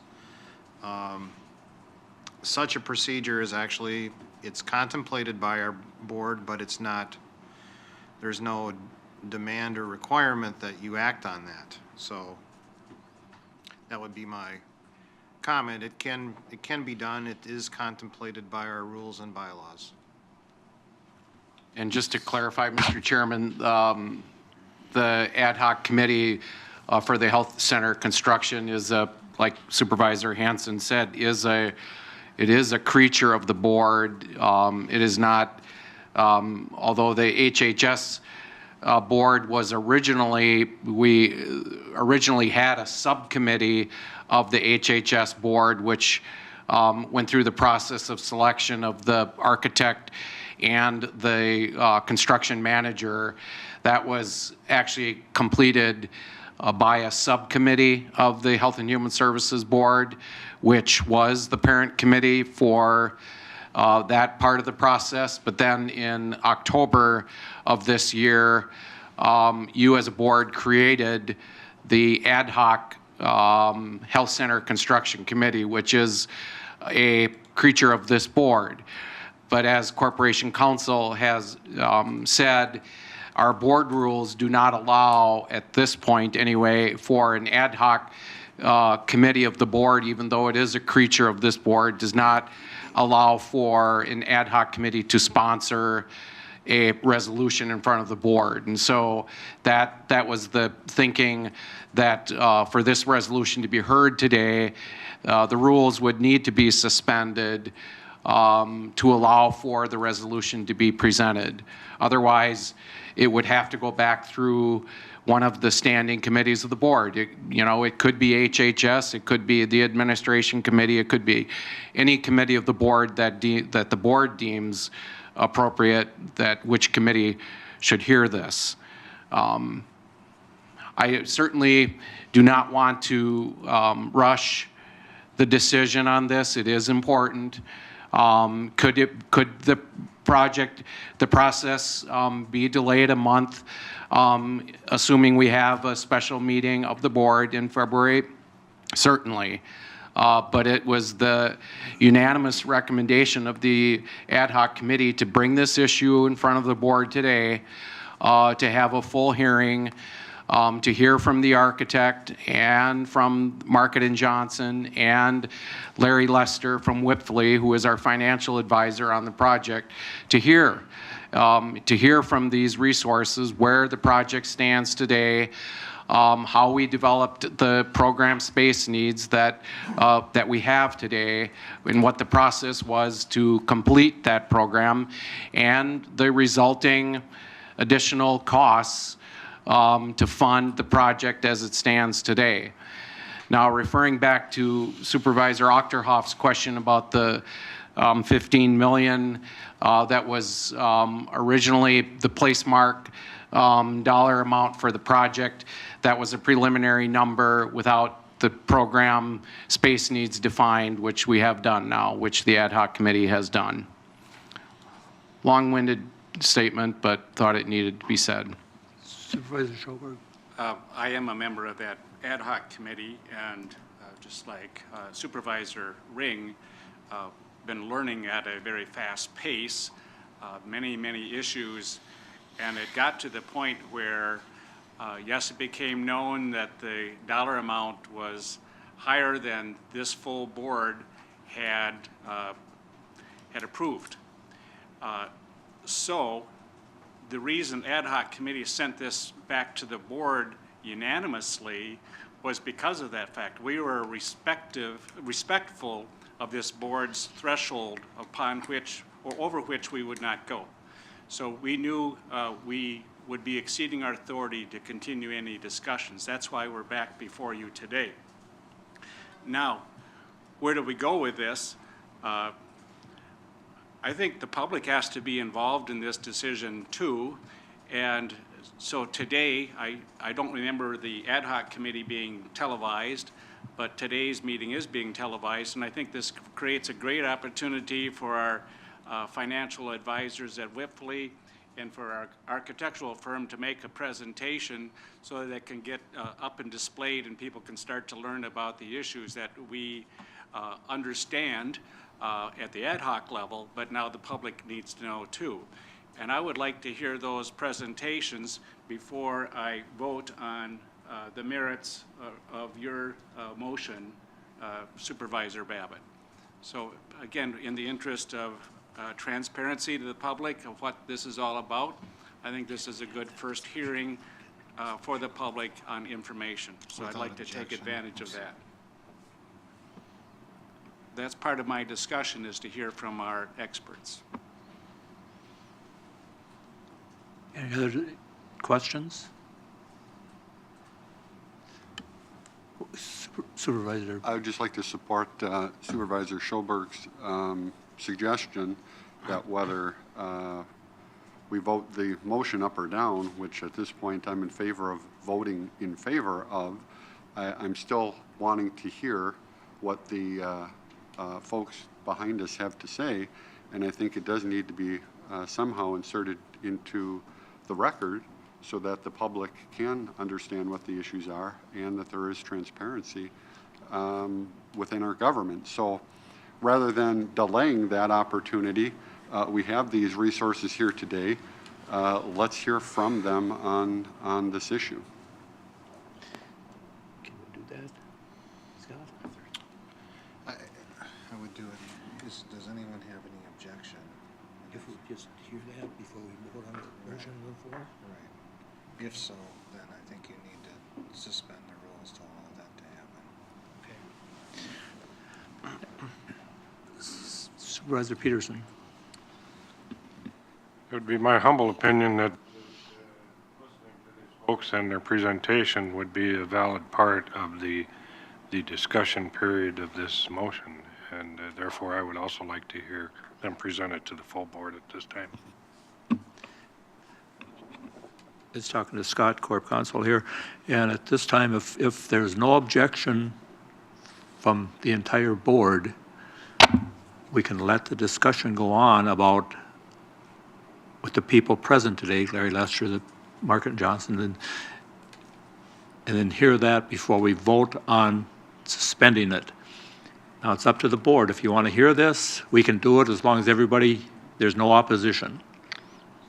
Mr. Chair, for clarification, the motion before the county board at this moment is to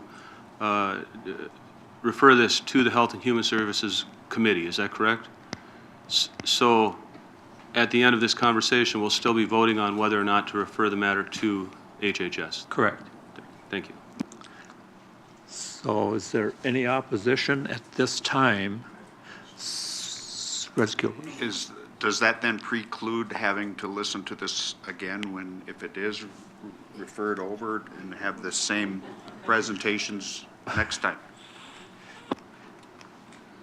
Does it? Say that again. It's up to the board. It's the wishes of. No, it doesn't preclude it. The question is, do you want it? Right. But it doesn't preclude it. Supervisor Babbitt. Mr. Chairman, if I could, I understand Supervisor Kilber's concern that in a week we would potentially be hearing the same presentations. My only concern is that we be sure that citizen members of HHS are alerted to the fact that this discussion is happening today and that they're encouraged to listen to the presentations prior to next Tuesday's meeting. I certainly wouldn't anticipate going through this again at HHS board. And I certainly have no concern or objection to proceeding with the discussion in the way that's been discussed thus far, but I don't see us duplicating it at HHS.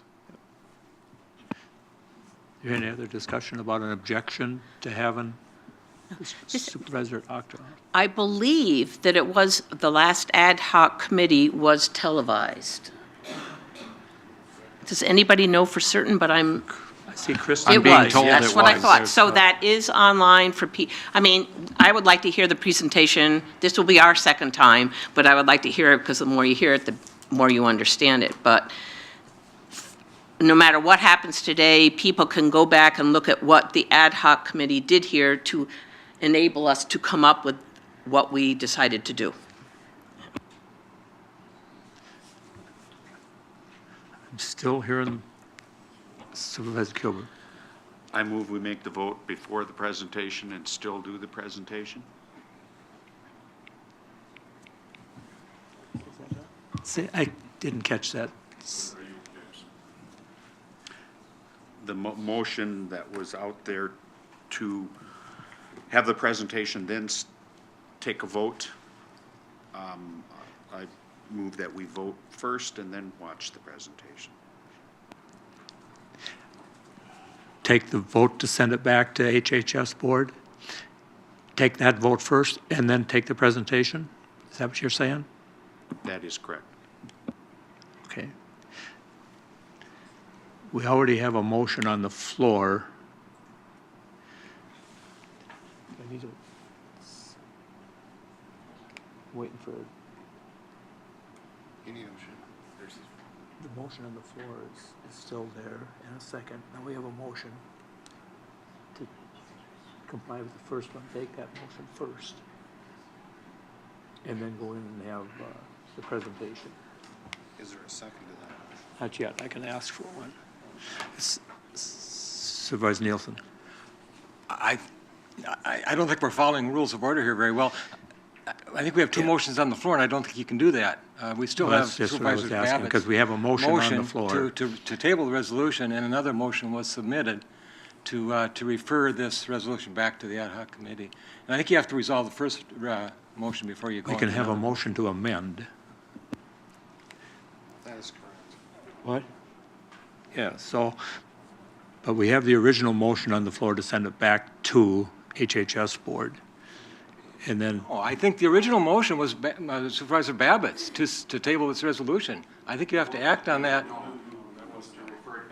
refer it back to HHS board. That was, I Yes, don't believe that that was was- Supervisor Babbitt's request. Isn't that correct? That's correct, Mr. Chairman. It was to make sure that HHS board has an opportunity to review the resolution prior to it coming to the full board. Right. That's the way I understood it too. It's a motion and seconded. I understood the motion to be to delay the vote, today's vote, but.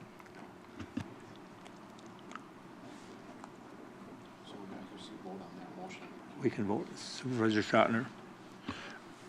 I just have a question on the original resolution for the 15 million. Did that go through HHS board? I don't remember off the top of my head.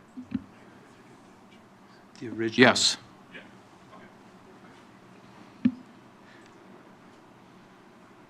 So we don't have a second. Shall we have a vote on the first one and then? Scott? Yeah. Vote on Babbitt's motion. Right. So I think what we'll do is we have a motion on the floor and a second to send this back to HHS before it comes in front of the full county board. So is Supervisor, that's the motion on the floor. Supervisor Schottner. I would like to make an amendment to the motion just to make sure that we have a meeting with the understanding that we have a meeting the first Tuesday of February. County board. A full county board meeting. So that way it is in the motion that it will be going back and we will have a full county board meeting on, I don't know what day that would be, but the first Tuesday of February, February 3rd. February 3rd.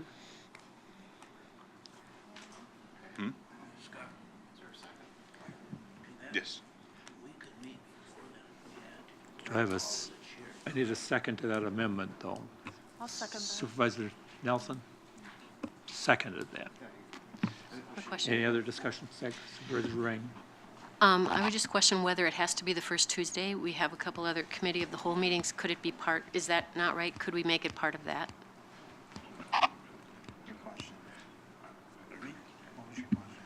We can have a special meeting if we want to just address this subject to the county board, which can call it any time. So we can do that. So but we have a motion on the floor and a second to amend the original motion.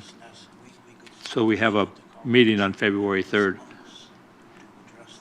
Now, does everybody understand that? The amendment is to have a county board meeting on February 3rd. That's the motion on that's the amended part of the motion. So if there's no other discussion, Could you repeat that, please? the amendment to, The amendment to the motion is to have a morning meeting on the first Tuesday of February, which is February 3rd. We would just be following our own, putting in a meeting on the day we normally don't have one in February. So. Right, and I agree with that, Supervisor Schottner. Also remember, supervisors, that if HHS board meets next Tuesday night, the chair could also call a meeting of this board before the first Monday and Tuesday as well. I believe I stated that, so that they're all aware. If we wanted to that speed it could things up happen even quicker farther. If you want a special meeting, so. Motion on the floor is to amend the original motion to have a meeting on February 3rd of the full county board. Does everybody understand that? It's just an amendment. So There's no further questions. Yeah, just a question of clarification. Do we have 2 meetings already, Committee of the Whole meetings scheduled? Yes, we have contemplated 2 committee of the whole meetings in February. One is to deal with the rules and bylaws. And the second one was an update on the health center building project. Would it not be more appropriate to have it at that time that was already scheduled? I'm just thinking 3 meetings, why do 3 when we already have 2 scheduled? So my suggestion. You could certainly utilize the date that had been reserved for the committee of the whole meeting for this project. You could utilize that date as a date for a county board meeting. We'll be meeting as a committee of the whole, but I believe that's later in the month. I believe that's later in the month. This would be the first Tuesday of February, as if I understand the amendment. I think the February 27th was the meeting of the committee of the whole for the health center project. So it puts it off towards the end of the month.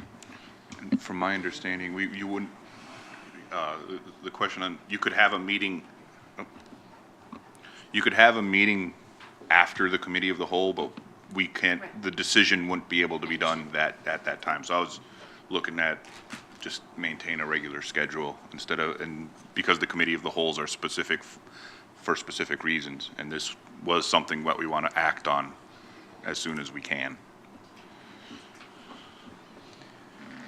Supervisor Schoberg. So for meeting on that Tuesday, which I would be able to attend, I won't be able to attend a meeting later in the month. That's neither here nor there. Would we have the meeting in the evening? So again, we could perhaps invite the public for this perhaps controversial vote. So at 7 o'clock or 6 o'clock for this special meeting to occur. Well, we have an amendment on the floor. Yep. So I think we Without- should without a probably time. vote on that amendment first and take care of that part. Supervisor Schrottner?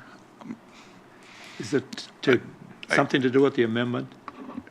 Well, we did specify a time for the morning, so if you're okay with a friendly amendment saying in the afternoon, or evening, sorry, then, I don't know, 7, is that our normal meeting times when we have nighttime meetings? I forget. But I'm open for time, I did specify one, but I'm okay with an evening meeting also. So Unless there's any questions, I think we'll vote on the amendment and see where that goes first, if that's okay. And this is Supervisor Brinkman. So I'm correct on this. We're voting on an amendment to hold a meeting that, based on a meeting that we're trying to get called by HHS, we may or may not need. Correct. Oh, okay.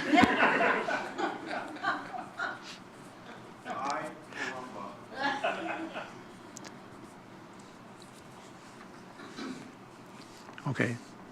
No further questions? This is for the amendment to have the February 3rd meeting. At 7 p.m. What? At 7 p.m.? At 7. No, it's 7 a.m. Morning meeting. That's what was said in the amendment. It hasn't been changed. We had a friendly amendment that there was no friendly change to the amendment, that there was no, that to change it to evening meetings to meet with everybody's schedule. Okay, so they want to change it to a 7 p.m. meeting on the 3rd. But that has to be, is everybody okay with that? I can't just change it because it hasn't, Supervisor Peavy. Yeah, my schedule's planned out a long time, so I want the 9 a.m. meeting. It's their normal time. So I would object to moving it to 7. Just for schedule, I like people attending, but it just, my schedule would not allow an evening meeting that soon. So I would object to changing. I would stay with the original motion to do it February, whatever, first Tuesday at 9 a.m. So we're back to the original, because there is an objection, we're back to the original, February 3rd, 9 a.m., and it's amendment to the other motion. So we're voting on that. Does everybody understand that now? Okay, now we'll vote on the amendment.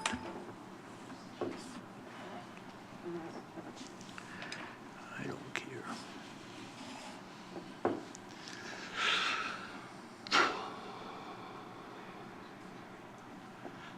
And that passes. 17 yeses, 2 noes. Now we're back to the original. Supervisor Peterson. As the chair of the ad hoc committee, and knowing the work we've done on this, and if I were a voter watching this on TV and watch us argue over, in my opinion, minutia, when we have representatives from 2 companies that have taken time out of their day to come here and present to us, I think that they deserve to be heard. And if we continue to debate this, I think somebody's phone will be ringing off the wall when they get home. Thank you. I believe it was brought, Supervisor Austin, yes. It was brought to our attention that there were supervisors that just as soon see this go on, the presentation go on today. So that's what I heard anyway. I didn't get a motion to that effect, but the motion on the floor is to move it, still move it back to HHS board. We can still get a motion after that to have the presentation go on today. So I think we're going to take the motion on the floor to move it back to HHS board and then look for a motion to put the presentation on today. Does that sound fair with everybody? Supervisor Schober. With all due respect, Chair Larson, before I vote on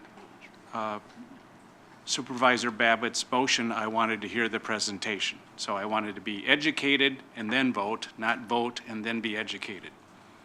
So I'd like to hear the discussion right now. That would take an amendment to that then, so I need a motion to amend. What? I had already made that motion to vote right away. First. To have the presentation take place first. No, vote. Vote first? Vote first, then watch the presentation.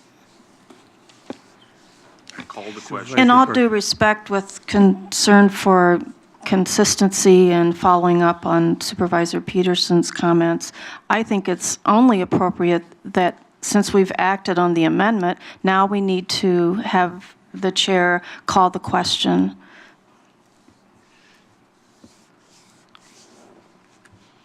So it sounds like we want to vote on the motion on the floor. So I think what I'm hearing is we're going to vote on the motion on the floor.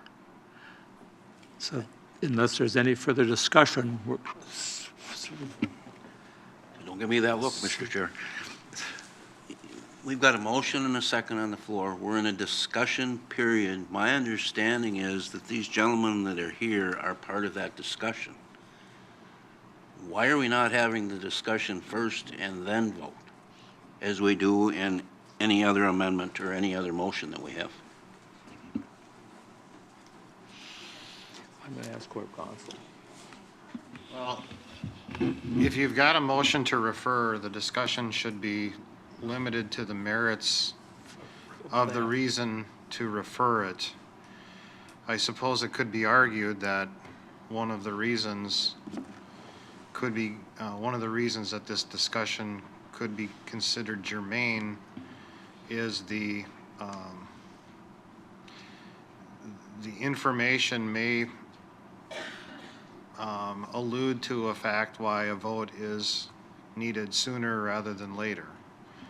Or perhaps there's some other reason that it would be germane, but generally, when there's a motion to refer, it's to be limited to the reasons, discussion, to be limited to the reasons to refer it. I would recommend at this point that we go ahead with the discussion, because I think our corporation counsel is correct that after the presentation of the information, board members may feel satisfied that you feel adequately educated to take action on the resolution that is before you today. If you feel like you need more time or not educated enough based on the presentation, then you could vote to refer back to the Health and Human Services Board, which will then hear the matter and make a recommendation back to this board at a February 3rd meeting of the full county board. So I think we should proceed with the information and then take action on the motion to refer back to the Health and Human Services Board. And you may feel, as board members, you want it to go back through that process, or you may feel that you don't need for it to. But I think we should proceed. Supervisor Keesler. I'm just trying to sort out the protocol, and it seems like, or I thought we were saying that we could have the discussion if we didn't have any objection.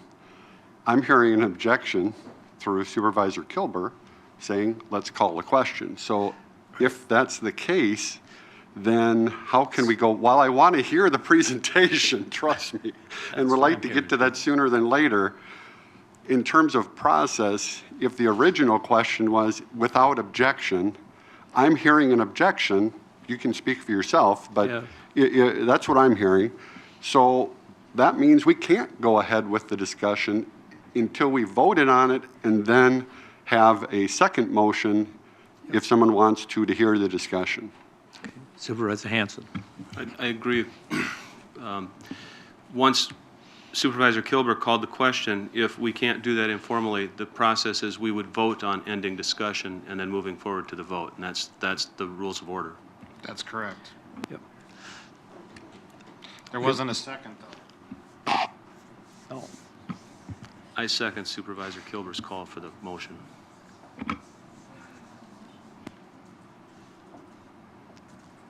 So the call of the question and a second.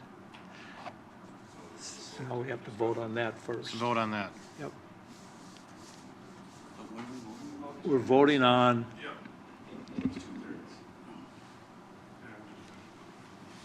We're voting on whether we want to vote on the HHS meeting. So. Question. Can I ask a question on this? You're voting on whether you're going to vote immediately. Right. And end discussion. Right. So, Supervisor Peterson. Question. It's my understanding then, if we would vote this down, the call to the question, that the chair would then have the ability to decide we go ahead with the presentation without further discussion. Point of order to end discussion, as this motion is, takes 2/3 vote. That's and correct. I plan on voting against it. Okay. So it's on the floor. It's open for vote. We're going to vote for it. Does everybody understand what it is to move forward to this? So this isn't the original question, isn't the original motion that was already amended? I just want to be clear. Is it, Right. don't we need to resolve that first? What you're voting on is whether you're going to end discussion and then vote. You're not voting on the merits of the original motion as amended.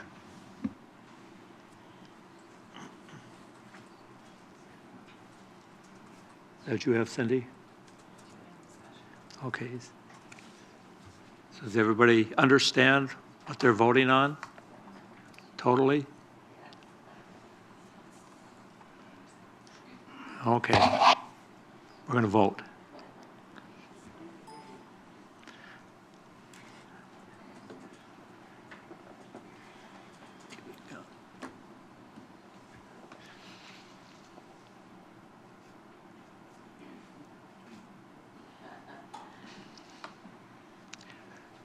And that's voted down 3 yeses. The rest are all noes. So now, according to that, we can confirm. So the chair can determine that the discussion and the input by architect and engineer Horty Elvig and a discussion of the representative from Whippley is germane to the question of referring it back to the committee. Or are you going to allow that or not? Yes, I'm going to allow Okay. it. At this time, I'll allow this presentation to go on so everybody can hear the same thing about what the ad hoc committee went through the other day. So now we'll start out, and I'm not sure who's going to start that. What we'll do is we'll go through the same scenario sequencing that we did with the ad hoc committee. And so the first question that we'd like to address is the funding and the financing of this project, how we got to where we are. And then after that, we'll hear from the architect and engineering firm, Horty Elving, to walk us through the conceptual design and the program space needs which have been identified. So at this point, I'd like to turn this over to Mr. Larry Lester, who is no stranger to this board. And he represents Whippley, which is a CPA accounting firm, and Larry's specialty is healthcare financing. And he has been a consultant on this project and has been consulting with the county for many years, and his expertise is highly valuable for us. So Larry, I'd like to ask you to walk us through the same presentation that we gave to the ad hoc meeting. Thank you. Welcome. Thanks. Good morning to everybody. That was quite the discussion there. We're glad you're still here, Larry. A little bit of kind of what we're going to talk about today. A little bit of forecast, and when we say forecast, what that word means, so you kind of know what we've done to this point and what we haven't done to this point. Then we're going to review the financial modeling for the nursing home and assisted living.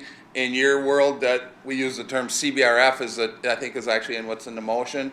Then we're going to review the key assumptions to that nursing home and assisted living financial model. And again, that's the stuff you guys as a group really need to buy into and say, yes, I believe we can do this from an operation of the nursing home standpoint.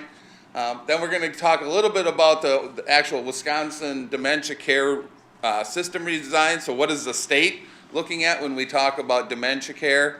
And then we'll actually look at the financial modeling for the Dementia Crisis Stabilization Unit, which is another CBRF, and then also review those key assumptions. So that's kind of the plan. This first slide is really an accounting slide, and so just to be clear, when we say we've done a forecast or a projection or a financial analysis or any of those terms, there's different levels of assurance that we give as an accounting firm, okay?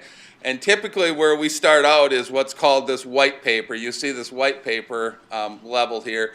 And really when we do the white paper, what we're trying to figure out is give us an overall ballpark of what number construction-wise we are looking at to be able to afford. Is it $2 million? Is it $8 million? Is it $10 million? Is it $20 million? It's not, is it $2,152,000 or is it $2,153,000? So it's not to that specific detail. So it's really just to say, give us that ballpark.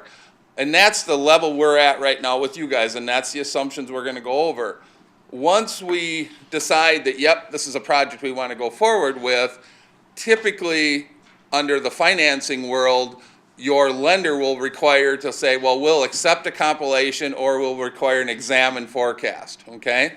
A little bit of, really, without going through all this detail, in a compilation what we do is we now take that information and we do more research on the assumptions, okay? We research maybe more detail on what the payment rates would be. We do some more comparison maybe on staffing ratios and stuff like that.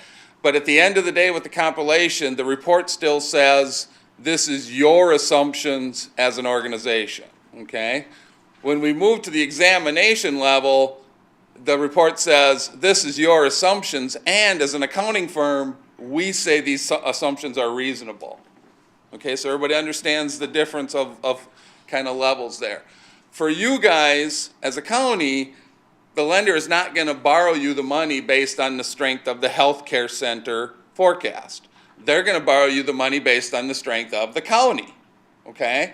So for your purposes, for the lender, there is no requirement for any of these categories, okay? You guys could go out and build the nursing home today, even without a white paper, and get the financing for it, because they're borrowing you the money on the basis of the county. So your question as we get down to the next level is, in order for you as an organization to be comfortable with going forward with this project, you as the county board, what level of assurance do you want to see in order to decide to go forward with this project? Does that make sense for everybody?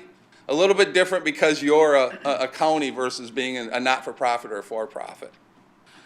So we've done a white paper. We've actually done 2 white papers.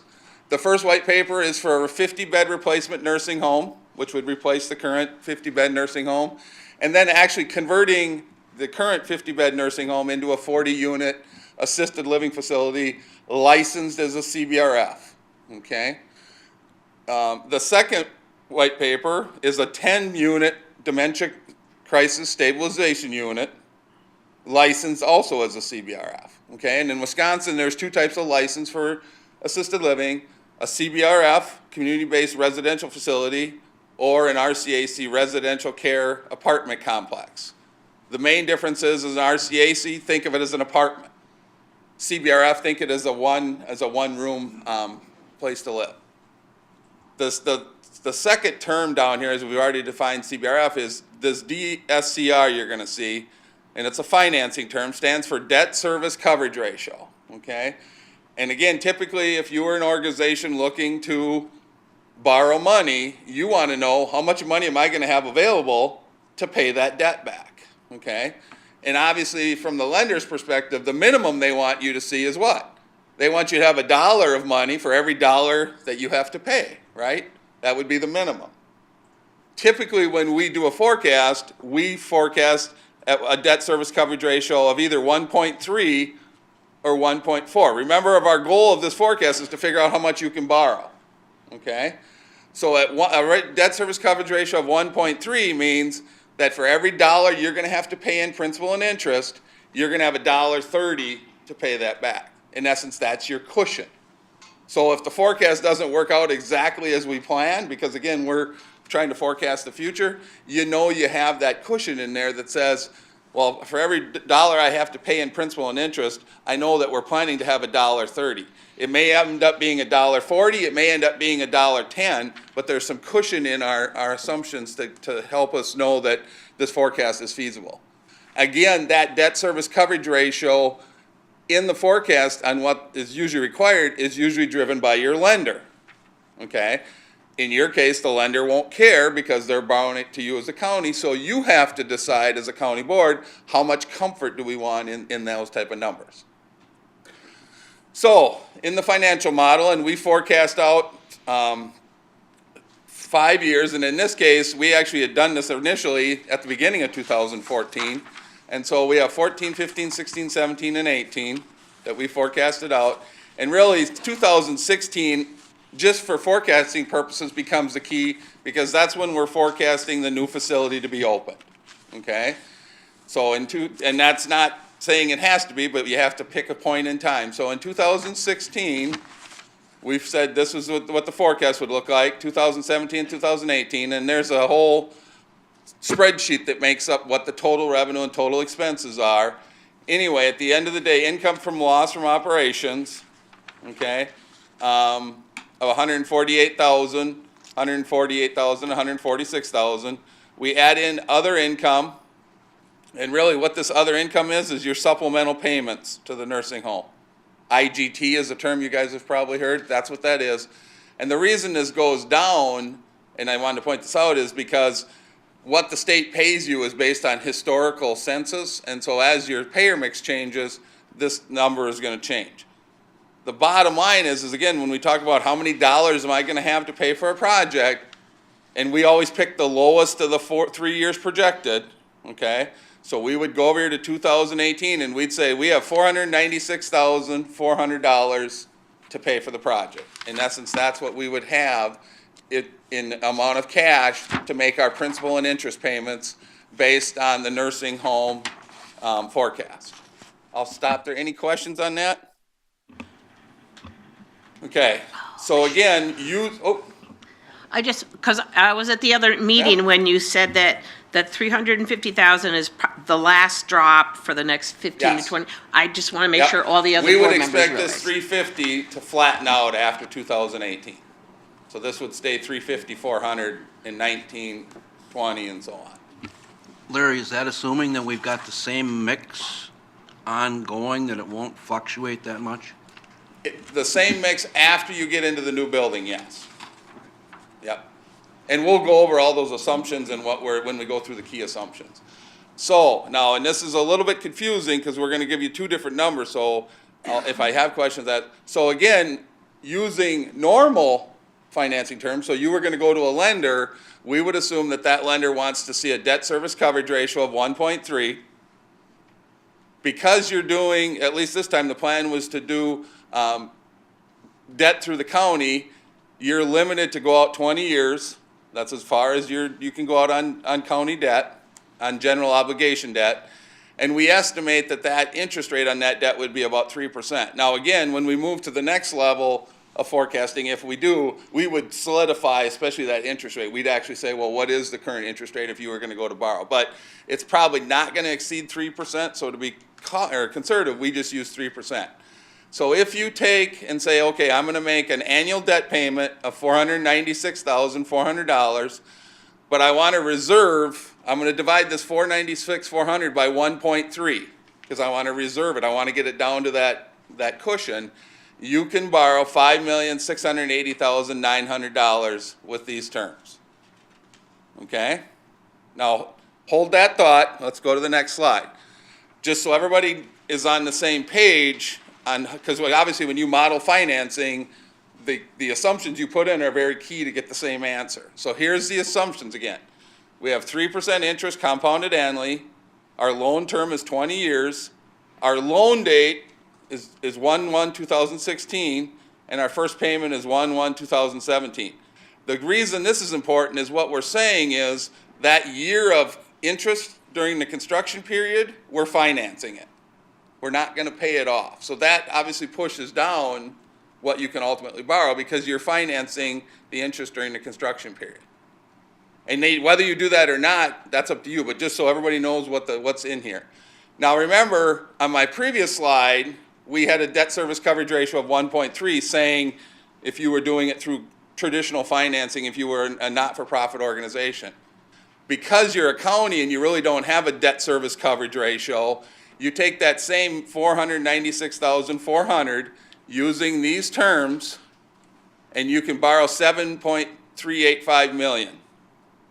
Now remember, that's going to take all the dollars available, so you're going to use this full $496,400, and you can borrow $7.385 million. And I'll stop there and, yeah. Question. On your prior page, you showed revenue starting actually beginning of 2016, and now you're showing that we're financing construction during 2016. We're not going to have revenue if we're just building it in 2016. And you could change this to 15, and the point is that there's just a year lag. That's the key. You could change this to 1/1/2015 and make this 1/1/2016. Anything else? So just to kind of give you, So this is total cost with the CBRF, the housing piece, and the nursing home, and the. And not the other one yet. Okay. Yep. So that, just on thinking about it later, it seems to me that that is something that the nursing, that the Health and Human Services should be looking at from an operational standpoint, the assumptions that went into that. Because as we look at whether we support this, does the business plan support it? What, as you drill down, so is there any subsidy at all to the CBRF? That's, the assumption is that is 100%, there's an X percent full, what do you call it, occupancy rate, and then it's 100% paid. Is there any subsidy in that coming from the county? The stabilization unit, CBRF, has no subsidy coming in to it when we get to that part of it, based on what we can afford using that unit and what the least anticipated cost of that were. Okay? Now, ultimately, if you decide to go forward with both projects, you would do it as one forecast. We separated it out so you guys could see here's the healthcare center and frail elderly CBRF, which was the original project, and then here's the stabilization dementia unit over here, so. So the skilled nursing part of that, the 50 beds, does, that's reimbursed by, is it Medicaid, Medicare? Yeah, this Is forecast. the CBRF? This forecast number here, this 496, Yes. is based on the revenue from your 50-bed nursing home Yes. and your 40-unit CBRF. So does that get the, for the individual, does the CBRF get the same sort of funding and same funding source on an individual basis? The payer types within the nursing home are obviously Medicare, Medicaid, which is state, and private pay. Within the CBRF, it's private pay and family care, which is really a state Medicaid program. It's just called family care instead. Okay, thank you. There is really no Medicare in the CBRF. Okay, thanks. Larry, just a quick follow-up if I may. Yep. So everything we've talked to this point is the 50-bed nursing home, the 40-bed CBRF. Correct. None of this funding has anything to do with the dementia and the behavioral unit at all. Correct. At this point We'll in get time? there, but at this time it doesn't. Yeah. Okay, thank you.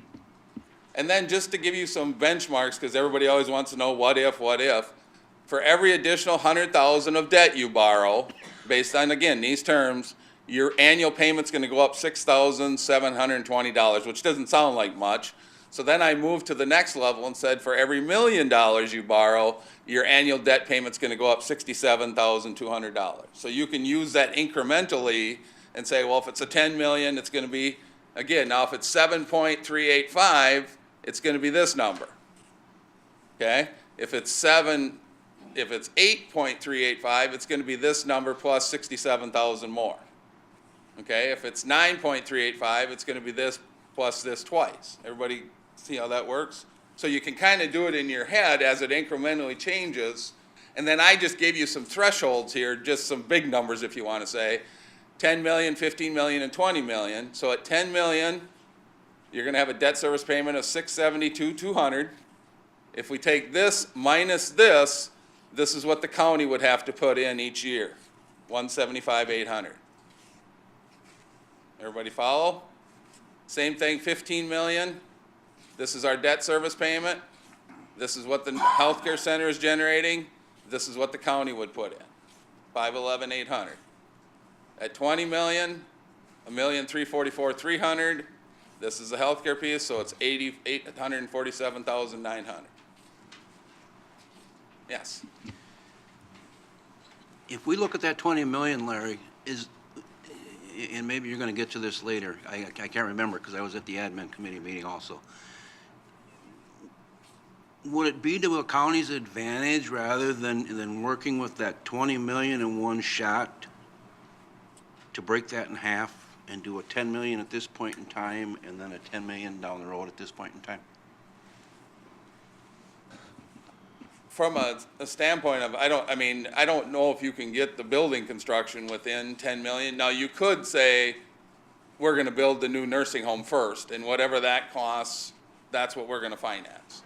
Then we're gonna finance renovating the old nursing home into a CBRF, and then we're gonna finance building the new dementia stabilization unit. So you could do project 1, project 2, project 3. That would require 3 financings, which I would say most counties probably wouldn't do, and also probably 3 votes to finance, but I'm not an expert in that. But that's probably how you would break it up if you were gonna do it in pieces. Yep. I just want to make sure I'm 100% understanding this. Let's say we spent $15 million on this project. Now, let me clarify there. When you say project, at this point, it's just the nursing home and CBRF. Take the crisis stabilization unit out of your project right now. If we spent $15 million on this, the taxpayers of this county would be responsible for subsidizing it Right there. $511,800 a year on top of what they're already going to be paying for the $15 million of building it? No. This is their part of building it. So this is what the nursing home could, based on the nursing home billing Medicare, Medicaid, and private pay for the services that they provide, Okay. they're gonna have this amount of money to pay for it, Okay, okay? The county would then have to kick in $511,800 from the tax levy to get to this $1,800,000 or $8,200 payment each year. thank you, thank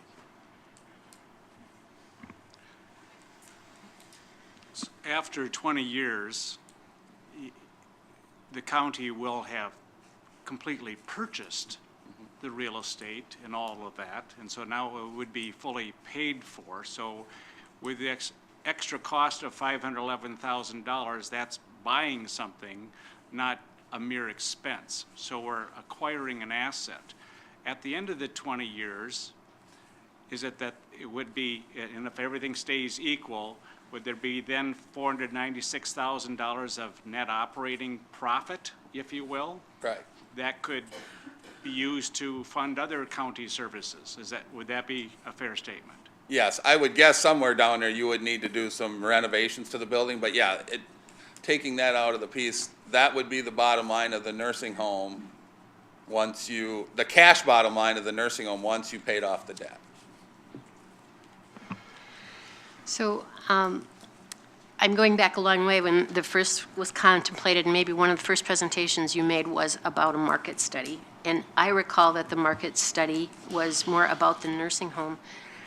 But I think there was a feeling that was to be tested whether or not the CBRF is a good feeder system or what. Can you go back to that and refresh? Does that help in the, how does having that CBRF help the ability to have the, or what does it help? What is what did that market analysis say? First of all, and again, kind of to go back to that, when we talk about feeder systems, the first part we look at is kind of where do people spend their money? Because again, as an organization, you would like people to spend their money privately with you if you're going to take care of them when they're on Medicaid, okay? Well, in the old system, when there really wasn't a lot of assisted livings around, people would come to the nursing home, they'd have a pot of money, they would pay for their care, and when they ran out of money, then they would go on Medicaid, and then Medicaid would pay for them. And because Medicaid doesn't fund the cost of care, the organization would supplement the Medicaid program. Whether it's a not-for-profit, a for-profit, or you as a county, we actually supplement the Medicaid payment. What had happened then is now we put this assisted living model at the front of this care model, and so now people typically go into assisted living first, spend their money, sometimes run out of the money in the assisted living, sometimes don't and actually make it into the nursing home. So one thing the assisted living does for you as a market is it allows you to capture that private pay dollars for the people that you're ultimately going to take care of once they're on Medicaid. Does that make sense? The other reason that, for me, I look at doing assisted living in this case is you already have the building, okay? If you were to ask me, should you go out and build a brand new 40-bed CBRF, I would say no, okay? But because you already have a building there and you're not really incurring costs for that building, and obviously we can split the forecast to say, what are you spending on the CBRF and is it actually cash flowing itself? But the thought process originally is there's already rooms there, there's already a kitchen there, let's reuse that space and you know, and instead of, I'll say, tearing it down. So that was really the two thought processes behind why the CBRF became part of the project. And yes, I think this is my third time going through this process. Any other questions on the financing? Okay. Now, we talked a lot about what are we going to do. So this is the key stuff that you're buying into as an owner of the nursing home, and especially for HHS. We've got a projected census of 47 out of 50 in the nursing home, okay? So as an organization, if you say, man, there's no way we can average 47, we think we can only average 45, we need to change the projection, okay? We have 8 Medicare, 27 Medicaid, and 12 private, which pretty much matches up to your current census. Add these up and that gets you to 47. So that tells you how the payer mix comes across, okay? One of the questions I always have is well, why do, you know, if we're taking care of people that nobody else will take care of, why isn't this Medicaid 47? Okay? Well, if this Medicaid becomes 47, your 500,000 or your 800,000 is going to go up. And remember, I said, as an organization, you're subsidizing the state of Wisconsin's Medicaid program by taking care of a Medicaid person. You, as a county, have to decide how much of that subsidy I can afford as a county board. If you're going to subsidize all Medicaid residents and say, then we don't care what the cost is, then you're okay making this 47. But if you say we need to manage our budget also, then you need to manage how many of the Medicaid people you're actually going to be able to take care of. And that doesn't mean you're not doing your mission. That just means you're managing to a budget. Just like I could say, well, geez, all the highways in St. Croix County should be replaced. Why aren't they? Well, because you don't have a budget to replace all the highways in St. Croix County. So that's when you think about this, that's how you have to think about it is you're still taking care of a population that needs to be taken care of, but you're managing how many of those you can actually take care of. The same thing on the family care side, okay? Family care will not cover the cost to provide care to those residents. Okay, your cost will be higher than, so again, if I'm on the family care side, how many can it be? Can it be 26? Can it be 28? Does it need to be 24? In our assumptions, and these are all subject to change, but this is what you're buying into. So again, if you look at the operation the first year and this number is 36 and this number is 0, then your tax levy is going to be higher. If everything else stays the same, but you have 36 family care instead of 26, then your tax levy amount is going to be greater. And then on the rate side, the Medicare rate, you don't have anything to say about it. It's actually increased in the forecast 1.5% each October, which is what we've seen historically. And on the Medicaid side, it's increased 2% in the target areas, which again, I know doesn't mean anything to you. Obviously, for us, this is a big year for like everybody, because it's a budget year. So we're waiting to see what comes out in the governor's budget as far as the financing for the Medicaid program. One thing you do have control over is the private pay rate. Okay, right now the private pay rate is $2.29. We had projected a $1 increase in 2015 and then $5 increase each year from 16 through 18. I would say this is probably conservative compared to what most new nursing homes have done, okay? Most new nursing homes have had a significant jump at the time they opened the new building to help cover the cost of that new building. First of all, we've taken you from a semi-private room to a private room, and also we've given you a new facility, so there's an increased cost there. The reason we did this is your private pay rate right now compared to your market is pretty high, even compared to the other new nursing homes in St. Croix County. So to be conservative, we kind of kept this, I'll say, more flat to allow you to remain competitive in that market. Not to say you couldn't say, you know what, in 2016, we're going to put a $20 increase in, and then we're going to do $5 after that. Okay? And then the CBRF family care, which again is set by the family care, which for you guys is continuous, if you've heard that name. Obviously, we looked at rates that are paid to other providers from continuous and just used that amount. And then on the CBRF private side, we used $138 a day, inflated 5% annually. So those are the things that you need to be able to do in order to make this forecast work. On the supplemental payment side, this is again set by the state. You don't have any say here. One thing that has happened to this rate, or this amount, is the pot of money has stayed the same. So as more governmental facilities have gotten out of the business, they've sold their nursing home, that amount per day has actually gone up because you're dividing it by less Medicaid days. Okay? Staffing hours. Again, what did we do? What are you going to have to put in your budget if you want to say? It's all based on your current historical staffing hours. We added some time for RN time for the CBRF, and we added some personal care workers, some staff time for the CBRF. Okay, so again, when you go and staff your CBRF once it opens, this is going to be the limitation on what kind of staffing you're going to be able to put in there. A big one for obviously you at the county is we have a 2% annual inflationary increase in wages. Okay, so if in 2017 you decide to give a 5% wage increase, everything else staying the same, what's going to happen to your tax levy? It's going to go up. okay? And then all other expenses, and I won't go through this and all, but all other expenses are either forecasted based on historical patient days amount, because again, as we have more patients, we're gonna have more costs, so we don't budget dietary at the same amount for a 50-bed facility as we do for a 50-bed facility with 40 units of CBRF. And then all the inflation amounts are 2% annually. And we just kind of go through what each one of these different ones are. For, let's back up here. For maintenance and housekeeping, we use square footage versus patient days. We don't care how many patients you have this amount of square footage to either maintain or clean.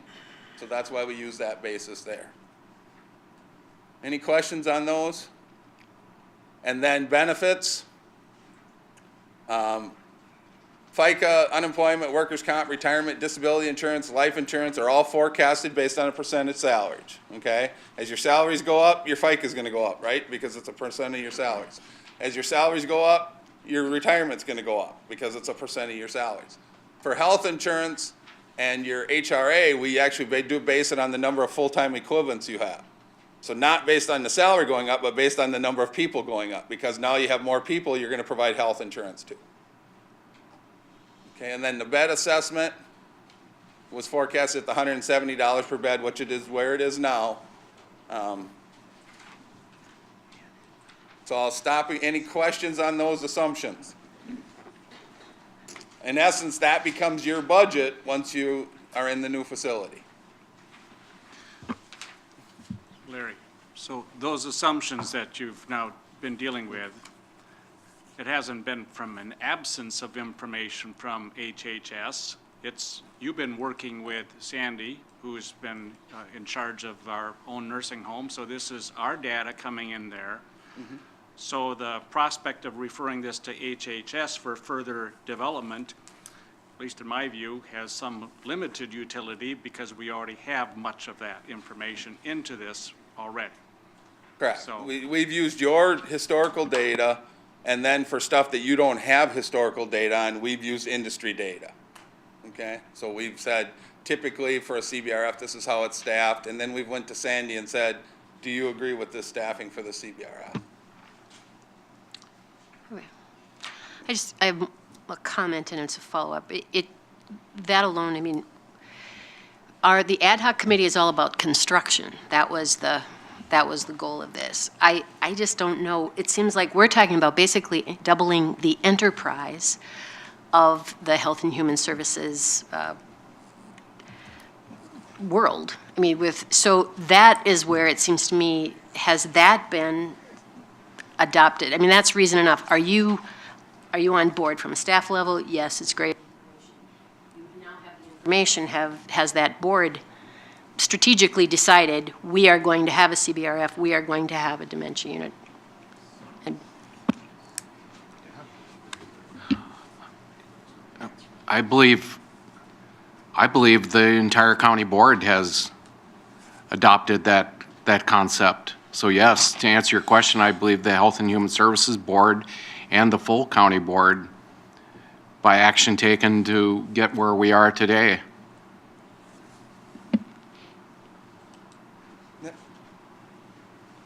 I'm not sure, Larry, if it's appropriate to ask you this question. In our package of material supporting the resolution, we were given a breakdown of the building cost totaling the $20 million. Are those your numbers, or are they from the architect? No, they're actually from the architect. Ah, okay. I have some questions on those. Yep. I dodged that one.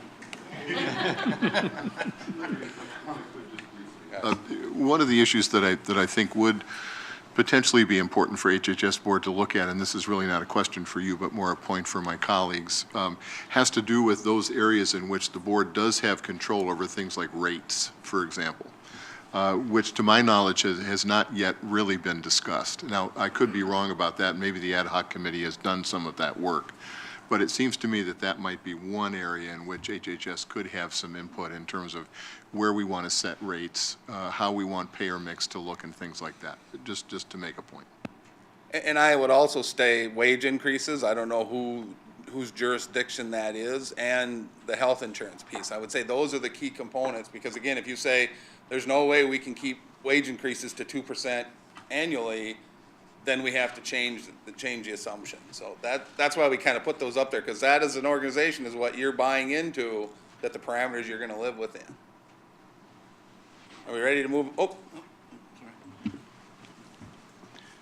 I don't know if this is the proper time to ask this question or not, since this is, I think there's 4 supervisors here that have seen you 3 different times in 2008, 2010, welcome back in 2015.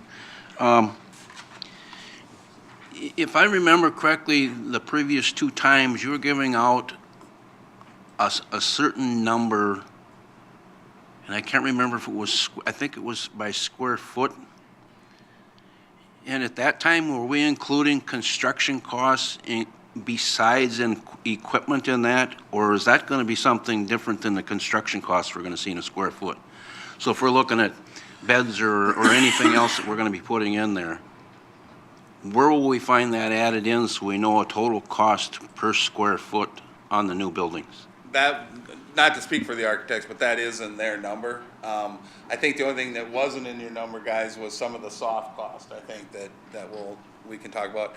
Really, the biggest number when you come to soft cost is that capitalized interest, that construction interest. So that's actually built into my number to say, when we say the subsidy is gonna be this, we've already taken into account that you're not gonna, that you're gonna fund that construction period. So I don't think there's a lot of other soft costs that are missing, but that was the one piece that, from our last meeting, that wasn't in there. But they have the equipment and fees and all that stuff in their numbers. We ready for dementia? Or do we have dementia? No. First of all, when we talk about this dementia care redesign system, this isn't a St. Croix County issue. This is actually a state of Wisconsin issue. And really, it comes from this court case that now is, at least in my world, is pretty famous. And really what the court case said is it limits when we can actually put somebody in a facility without them consenting to be in the facility. I guess that's without going through the formal ones. That's really the basis of it. And it really says if the person just has dementia, we can't do that. And so the traditional person with dementia is probably not a real issue. It's really that person with dementia that also has behaviors that go along with it, okay? It's somebody that is a little more aggressive. And where do they fit in our healthcare system, okay? Typically where they are today many times is in nursing homes, okay?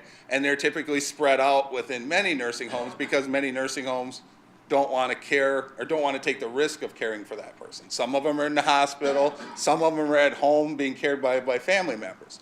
And so really the basis of this Wisconsin dementia care system redesign is to say, what is the appropriate place for these people to get the care they need? This is just kind of goes through some of their key areas. Obviously, the community awareness and services. And I think the key one to point out here is this third bullet point, provide support for family caregivers. A lot of this care right now is happening in the family, okay? And a lot of those families deal with those issues, but they really aren't trained and don't have a lot of support in how to deal with them. So that's one of the goals of this, is to give those family caregivers some resources, if you want to say. Facility-based long-term care, address barriers to why residential care facilities don't admit these type of people. Really, one of the issues on the nursing home side is the fear of survey. Their fear that when they're surveyed by the state, they're going to get significant fines and penalties because of taking care of these people. Because the hard part of dealing with dementia, and especially behaviors, is how do you know when you've done enough? If you look at somebody and you're taking care of them, you can look at them and say, yeah, they're getting pretty good care. If you do everything you can and somebody's behaviors still occur, how do you prove you've done everything you can? So it's a lot more subjective, and that's why facilities really try to limit, how many people like that they have in their facility.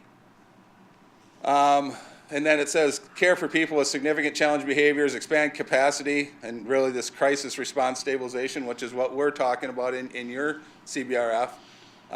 And clarify the procedures for emergency protective placement, and then really address the shortage of facilities. The one thing I was disappointed when we go through this is there's really nothing talking here about funding these facilities and putting additional dollars to fund them. which obviously being an accountant, I always look for, but it isn't in here. Then obviously standardizing the training and standards. So if you're going to hold yourself out as a dementia care facility, you're going to have a different level of standards and training you're going to have to provide for your staff in order to use that title in your name. And then the last one is research and collect data.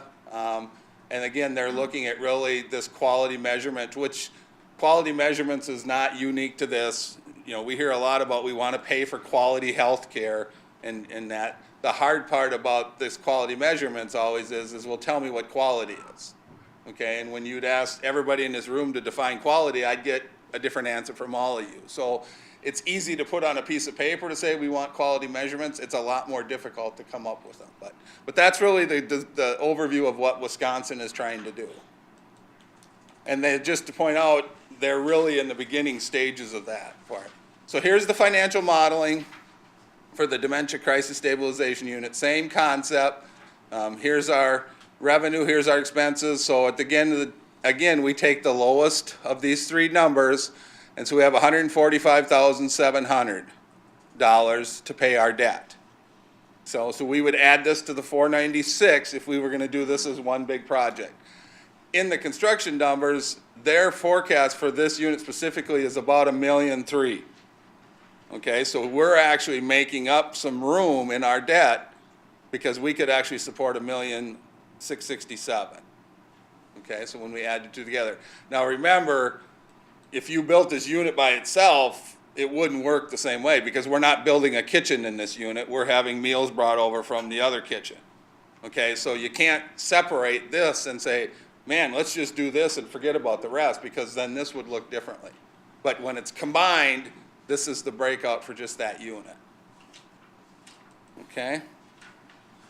And again, here's our assumptions that, you know, again, that we have to agree to. Probably the two key ones here that are the most uncertain, because there isn't another CBRF like this in the state yet because of this whole just starting this project, is what is the average census going to be? So what is the need for this type of service? And we have 8 out of 10 beds being occupied, and that means 8 out of 10 all the time, okay? And then the rates that we used were $345 a day, and they're inflated 3% annually. One of the things that we would do when we moved, if we moved to the next level, is we would actually do more investigation, especially on this rate number, to say, is $345 reasonable? This rate for people with dementia and behaviors goes all the way from probably $150 a day all the way up to $900 a day. So there's a big swing in there, but that's what we use for the forecast. And then again, here's our staffing hours just for that specific CBRF.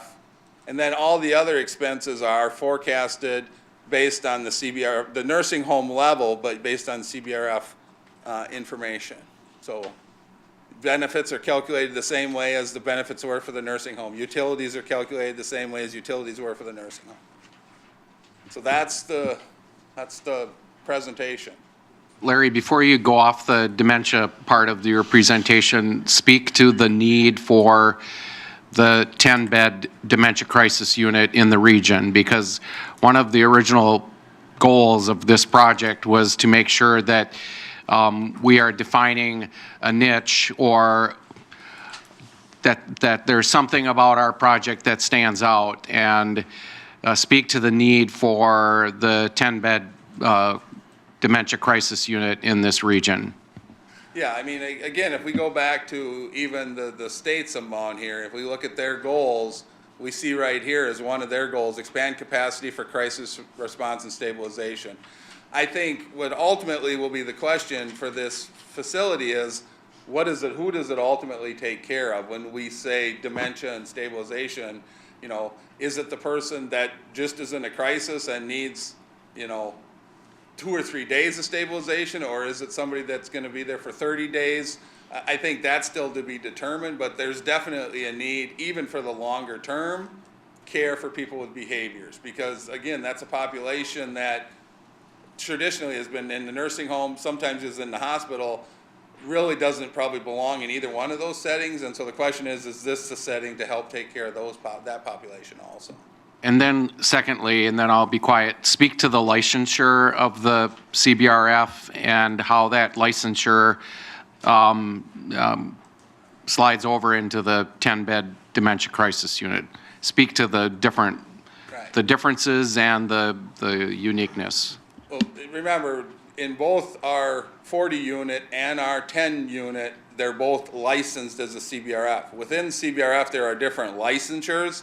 So most likely, the 40 bed would be licensed under a frail elderly licensure. The 10 bed would be licensed specifically under a dementia licensure. So you would have two CBRFs with different licensure. You can change those around as you look. The other key thing that we looked at when we looked at the 50 bed nursing home and the 40 bed CBRF is what if we get down the road, and again, remember the state's goal is what when it comes to nursing home care? They want less people in nursing homes, okay? They continue to want less people in nursing homes. So what if we get down the road and we only want 40 nursing home beds? The licensure, the way the facility is being designed would allow us to move 10 nursing home bed licensures into additional CBRF beds if we needed to. Okay, so that's kind of the other part of it is it's, you're kind of planning for today, but you're also planning for the future. As I told the ad hoc committee, out of all this, where do I see the most challenge in meeting your occupancy goals? It's going to be in the nursing home because, again, that's a focus just that as a society, we want people in a lesser restrictive unit, and there's that focus to keep people out of nursing homes as long as you can. So that's why we have the backup plan, if you want to say, to be able to convert to more CBRF beds if we need to. Thanks. Go ahead. Thanks, Larry. It's pretty impressive. It all hinges on occupancy rates and if we can fill it up or not. And you're pretty optimistic, at least with dementia. What was your methodology and how did you determine what to use for just historical averages, or what did you do to come up with occupancy rates? The nursing home, I would say, is based on historical. The CBRF is based on, I'll say, industry average. We use 90%, and that's what we would benchmark.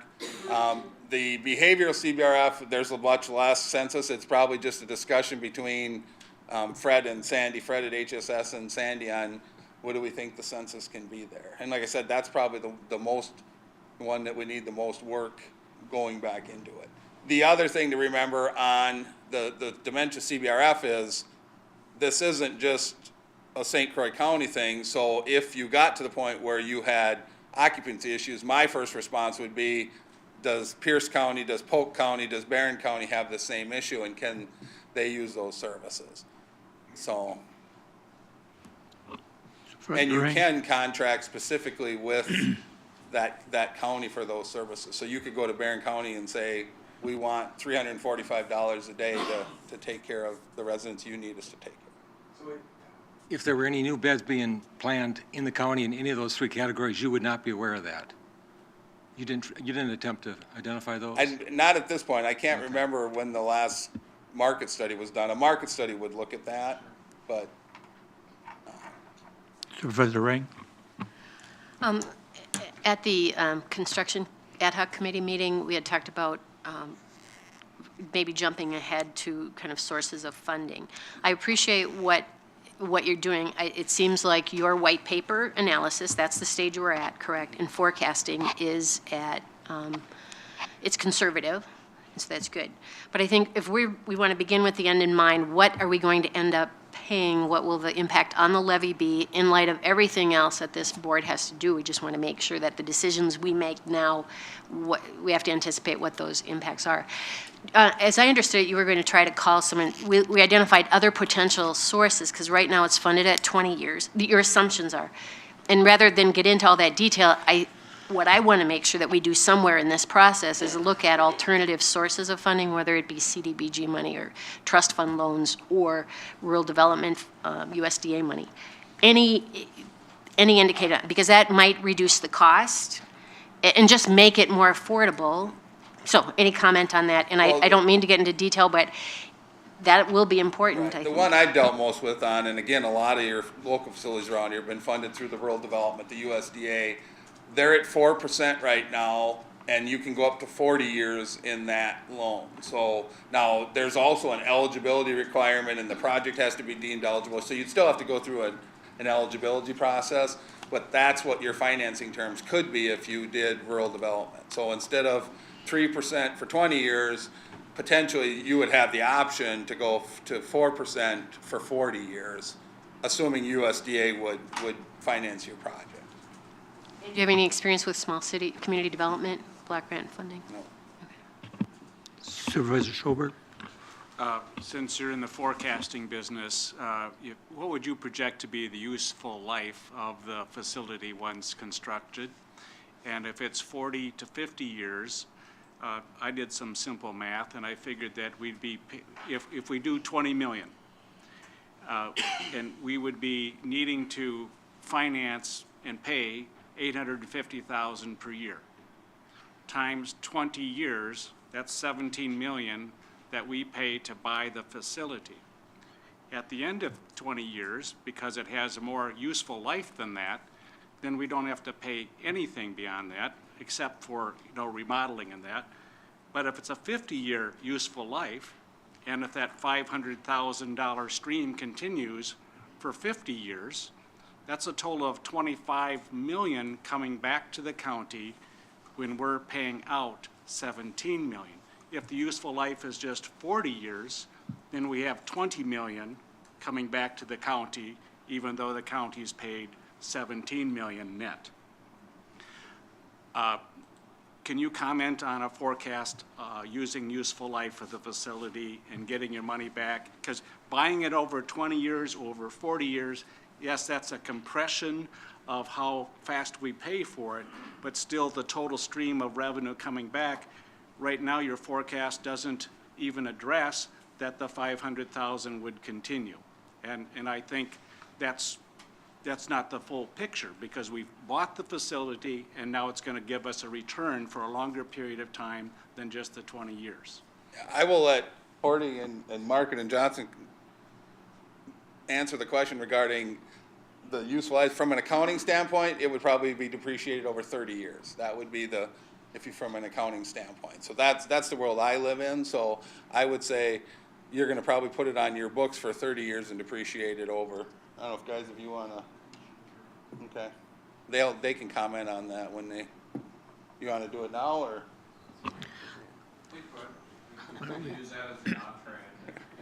Anything else for me before? Supervisor Kiesler is up. Just in terms of service modeling, we've talked about dementia care in a residential capacity, so meaning overnight. Does the facility as planned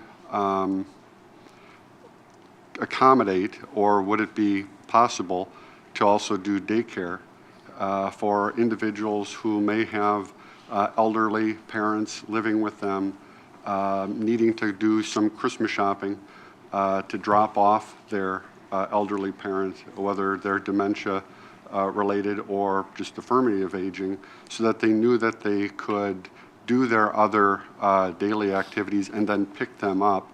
Again, looking for other sources of revenue, and has that been looked at or not? And if it hasn't, that's fine, but it may be something else that HHS would need to kind of dive into. So that's question one. The other is, of course, looking at bariatric care and looking at psychiatric care.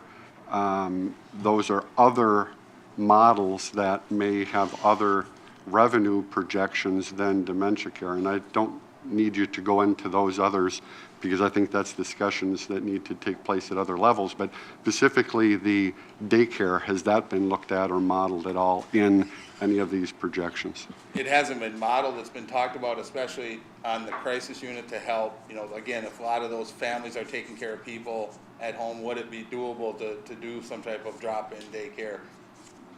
You really have to look at that from, does the physical plant meet the requirements of having that program license in there?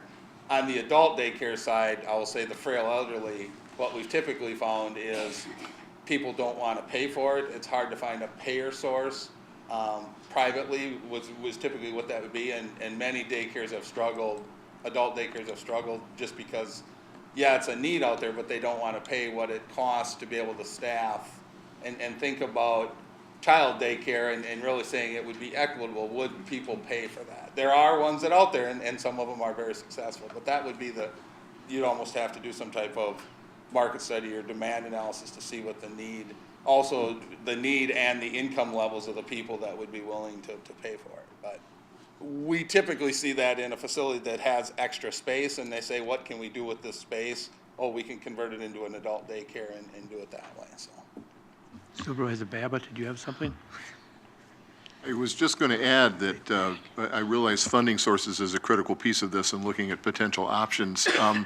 Perhaps not atypically, the state has talked about the dementia care redesign and not funded it at all. And I suppose we can't really look in a crystal ball and imagine that at some point they will. But I would imagine that if they're serious about creating situations where dementia patients can be cared for properly, there may be some funding there emerging. But I realize there's not any there right now. There's hope that there may be some in the governor's budget. Yeah. I mean, I know that's what the industry is pushing for, at least to help fund the building, maybe not the operations, but to actually fund the building of the buildings. Right. But we won't know that probably until February or March. Yeah, it'll be a little while. Yeah. Okay, thank you. Supervisor Akhtarov? Just a reminder, if I remember correctly also, I'm bringing back that you brought up an example of a dementia patient who had to go to Colorado. And I just want to make sure all the other supervisors realize that there's nothing like this. Am I correct if you said there's nothing like this in Wisconsin? Yeah, we actually had one of our nursing home clients who had a resident in their facility that they weren't able to meet their needs. And they ended up having to pay to fly that person out to their family in Colorado because they couldn't find a facility in Wisconsin that would take that person. Any other questions? Thank you, Larry. Thank you, Larry. At this point, we would turn it over to Rick Moore. Rick is the architect on the project from Horty Elving. And also, we have with us from Market & Johnson, the construction management firm, Chris Hahn and Jason Plant, who are here with the Market & Johnson. So, Rick, take it away. Thanks. Thank you. I will, there are a lot of things that I'd like to cover. The process that we're in currently is a programming stage, and we're also, along with that, to support the programming, we're doing a conceptual design, a layout. Programming is really all about what we do in terms of converting your needs, your programmatic elements, your desires into a physical building. And part of that is the rooms, in terms of their size, in terms of their location, their relationships to other rooms. And part of that is an understanding of how you're going to operate. And these rooms are sized and located and equipped to understand and to really reflect how you're going to operate. And in the process, in the industry, we're at a crossroads and a really good point in the industry of senior care.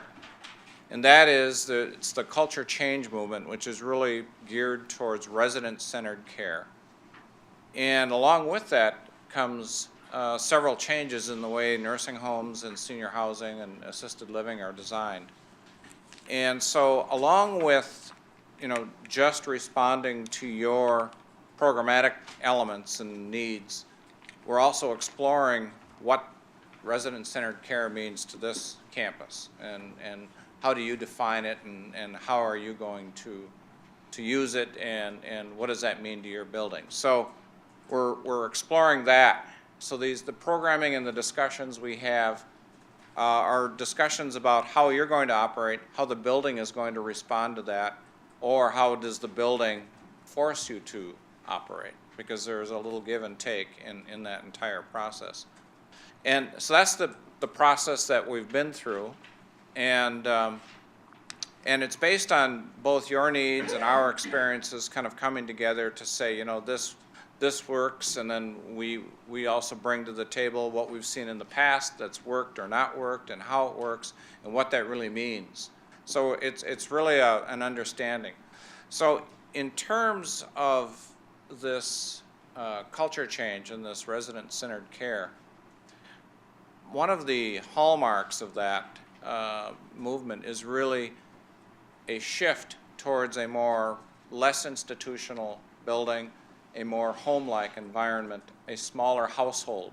It's grouped based on households of anywhere from 10 to 20, maybe 25 people. So our program is centered around that, and it's organized according to that. And I have the program here. But before we get into that, we should note that there are, as architects, we have three things that we can maneuver and we can manipulate in the programming and the building process. One is the budget. We can raise or lower, usually not raise, it's usually lower. But we can also, we can change the square footage, and square footage is really kind of the first line of defense in terms of meeting the budget, is to keep the square footage as low as possible. And the third thing is quality, and I think it was mentioned earlier, both in the care model, quality is a very subjective thing based on who you're talking to as to what quality is. And I could ask everybody in this room about quality of building, and I'd probably get a different answer as to what a quality building is. So we sort through that as well. And we haven't come to the point of all of the quality issues in the building. We've talked about a few things, but we haven't resolved some of those things. So we're still working through that process. But we've come to a point we're probably at a middle ground in terms of what that building is, what the quality is, and how the building is built, whether it has a 30 or a 40-year lifespan or usable life. The building may last 30 or 40 years, and it probably will. And the issue also comes along with, what do we think the interior layout and the whole programming, how will that last in terms of the way we're organizing the building and the kinds of spaces we're providing? Some people would say, you know, there aren't going to be nursing homes in 40 years, but maybe that's true. Maybe it's all going to be CBRF, maybe it's all going to be assisted living.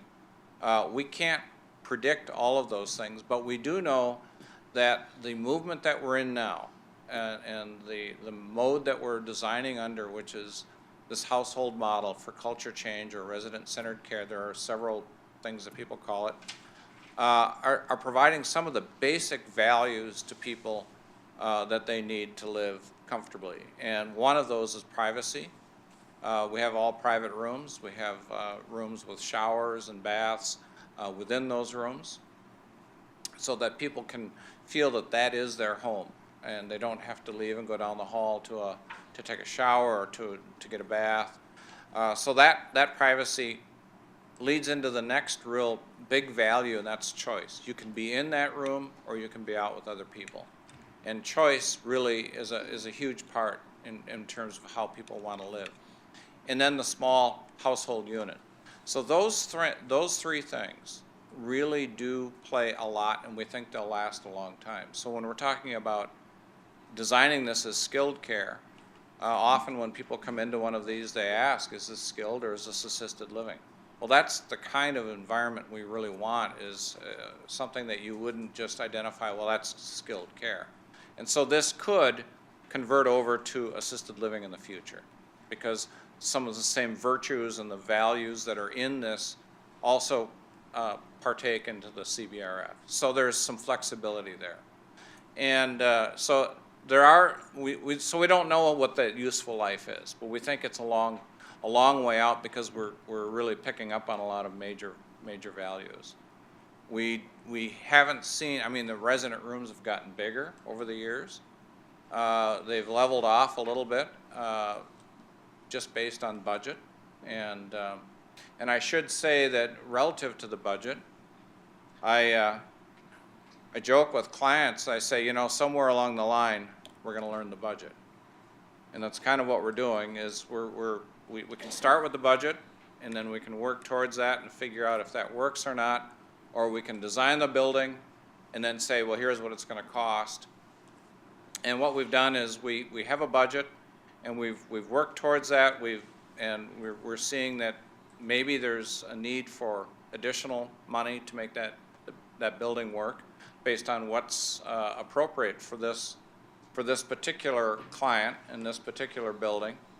And we have some flexibility in that yet, in those square footages and those sizes, and we haven't talked too much about quality yet, but we're starting those discussions. So let me just go through the space program a little bit to give you an idea of what's involved.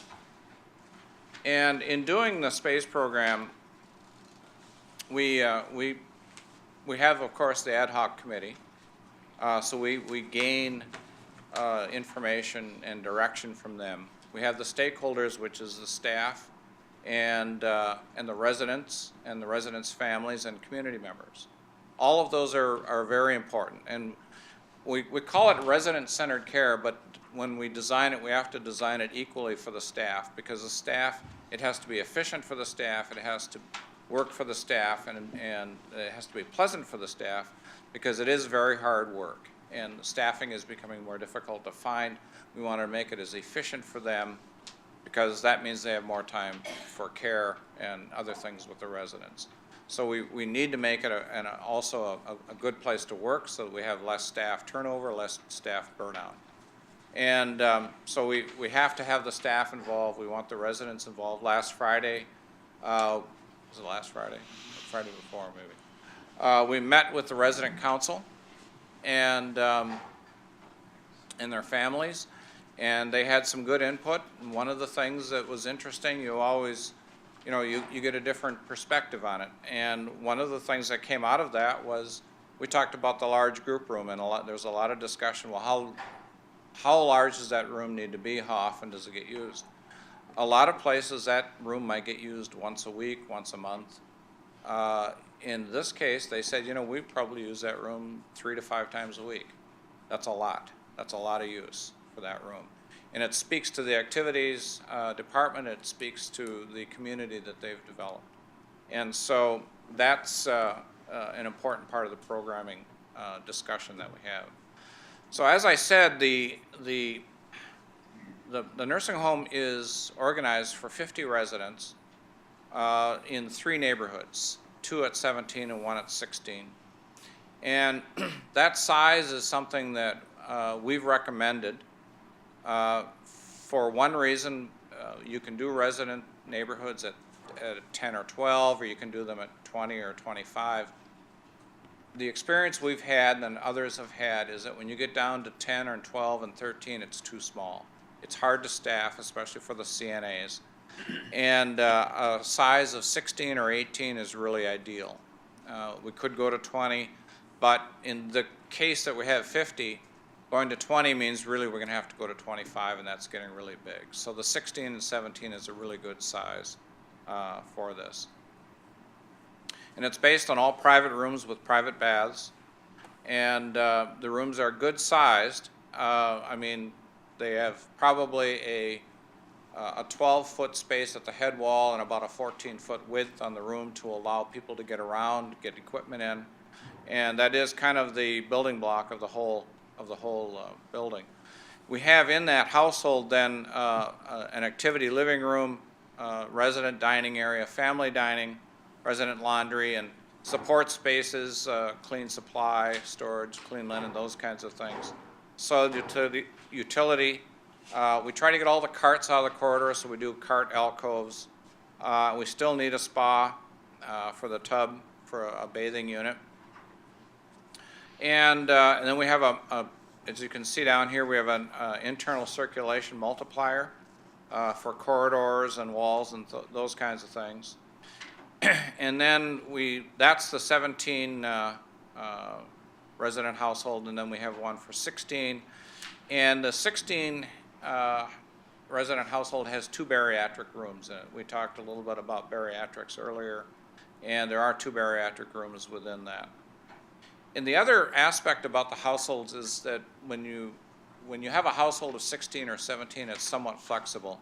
A household could be short stay Medicare, it could be a dementia memory unit, it could be long-term care. So there is some flexibility when you start getting households of this size. And it also reduces the distance. One of the key factors is reducing the distance from the last resident room to the dining. And because that means a resident who might be in a walker maybe could walk if it's not too far. And it just really keeps us from pushing it down into the next level of mobility. And then each of these households has a core for the nurse manager, the charting, the care conferencing spaces, and some mechanical, electrical kinds of distribution as well. And then we have a town center with a number of different activities, spaces, chapel, large group. That's a shared space with a door, movable wall, so to speak. Club room, beauty barbershop, general store, places that people may want to go. Bear in mind that for most of these residents, this is where they live. They don't get out too much, so variety is key in terms of a place to go when the family comes, and they need some of that diversion as well. So there's a number of spaces in here: general store, ice cream parlor, and we haven't determined exactly how that shakes out in terms of what's provided, who's doing it, but that's part of the discussion that we're into right now. Library, there's a little bank and a screen porch. That was a big item on the list in terms of what we talked about. And so then we also have a rehab and a wellness center. We did not put in a pool at this time. What we said is that the pool would add about $500,000. About half of that's for the pool, half of it's for the building, and we would build it so that could be added on adjacent to the therapy at that point. Yes. Is there consideration for a therapy pool for physical therapy, occupational therapy? That was small. That is the That pool. is the pool. Yeah. And depending on which type of pool, there's a HydroWorks pool, there's a custom built pool. They run about anywhere from $200,000 to $250,000 depending on the pool plus the building. So it isn't in this number currently. Is that, the other question I had was the future town center? What, I'm looking at the drawing. Oh, okay. I'll get to that. Yep. And then we have some of the administrative spaces. Some of the administrative space can be in the existing building, and the existing building that's converted to CBRF, but we chose to keep it into the new building because of the location. And again, the location becomes critical in terms of efficiency for that administrative staff and access by residents to get to them, such as resident accounts and some of those kinds of things. And then we have support spaces, of course. And you'll notice on the bottom of this, the bottom numbers here, the general storage, housekeeping, storage, nursing supply storage, that's all in the existing building, and we're not recreating those spaces. So when we go through this process, we come up with a total square footage, a total gross square footage. We're at about 49,851. And I should say that when we did our RFP proposal prior to being awarded this project, we put a matrix in to get everyone comfortable with where we thought the industry was at in terms of both building size per resident and cost per square foot. The range runs about 700 square feet up to probably 1,100 or 1,200 square feet per resident for a building. The more residents you have, the smaller that number can get. So as we get smaller, the number gets a little bit bigger because we're we're spreading the area of the town center over fewer residents and some of those common spaces. So we're at about 1,000 square feet per resident, which is pretty common for a building of this size to provide the kinds of services. We can tweak that down a little bit. We're going to look at that, some of the office sizes, those kinds of things. But that's well within the norm of what we're seeing built. And we have here, you can see, $170 a square foot. Now, that's what we would call a bid day square footage cost. On top of that, we still have to add some things. That's just for the building. It's without the contingencies. It's without the site. And so that's where we're starting. And we haven't really looked into that. We're working with these folks from Market and Johnson to try to figure out where that actually is. We're a little early to do that yet, but we think we're in the ballpark in that mid-range. Now the CBRF is really a renovation. We have a fixed square footage of about 14,000, almost 15,000 square feet per floor, or 7,000 square feet per floor, 7,500. And no, I was wrong. 29,000 square feet. I see my 2 there. So we're at about 30,000 square feet of existing space. And we do have some variables. We haven't gotten into it yet in terms of, we're just, again, starting to figure out what we need to do in there.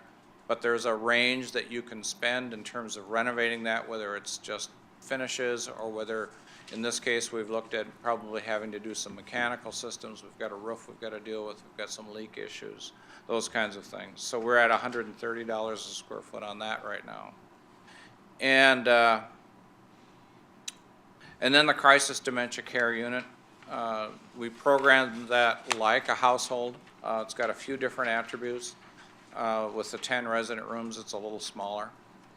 And that's at 7,700 gross square feet at $170 a square foot. And then on top of that, we have added 11% of the building construction for site. And site ranges from about 4 or 5% of the building construction cost up to maybe 13% if it's a very large site with a lot of complications, bad soil, a lot of area. So we're sorting through that one as well.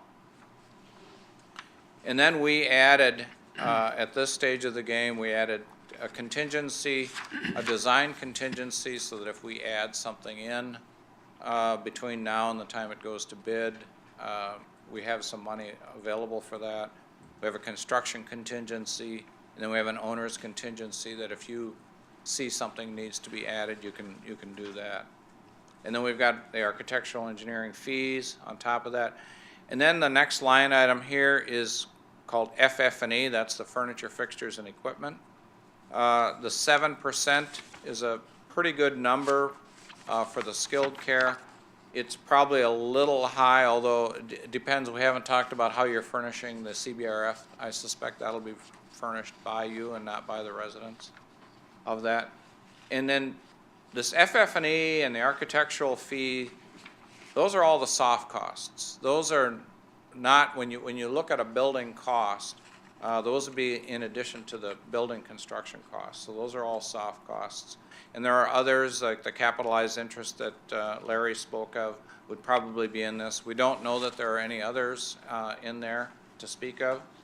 And that got us to the $19,447,000 number that you see here. And I think we've talked about the fact that we think we have some room within these numbers to tweak these down a little bit. There are several discussions within the committee, whether it be geothermal, whether we build a wood building or a masonry building, what that life expectancy is and what those quality issues are, and in terms of what we want to try to do. And so we've got some variability there. I think it's that number is really, I would say, it's that kind of that maximum number, and we coming down from there, we've got some things to discuss, and we don't know exactly where some of those discussion points are going to end up in terms of what the county really wants, what's important to them. So back to your question. I guess I better save those, I never know. As I said, we made a recommendation of the household size, and and we did a plan based on the existing site and the space program that we've got. You can see here we've got the 3 households, skilled care. We are bringing entries for visitors and staff directly into those households, which shortens the distance. It enhances and encourages visitation. It relieves some of the issues of staff walking all the way through the building just to get to their workplace, both for security and just time. It puts the town center between all 3 households to make that as close as possible. So if they're going to use that large group room 3 to 5 times a week, we want to be able to get residents to that space easily. And then we have the crisis dementia unit up a little bit separated. All of these buildings are attached to this existing support where the kitchen and the laundry are located currently. And then the CBRF is a renovated existing building. The shaded area you see here, we put that in as a potential future. We don't know exactly what that is. It could be additional crisis dementia. It could be additional space or a household for the skilled care. It's a little undefined at this point in time in terms of what that is. So that's the state we're at. We're also starting to explore the site and the grading. The existing nursing care is down low, and it's got a grade elevation. We'd like to get this building so we can get rid of the ramps, but that's going to be a difficult proposition given the overall grade of the site, and so we have to work through that as well. So that's I guess kind of where we're at, and the process we've been through. Any questions?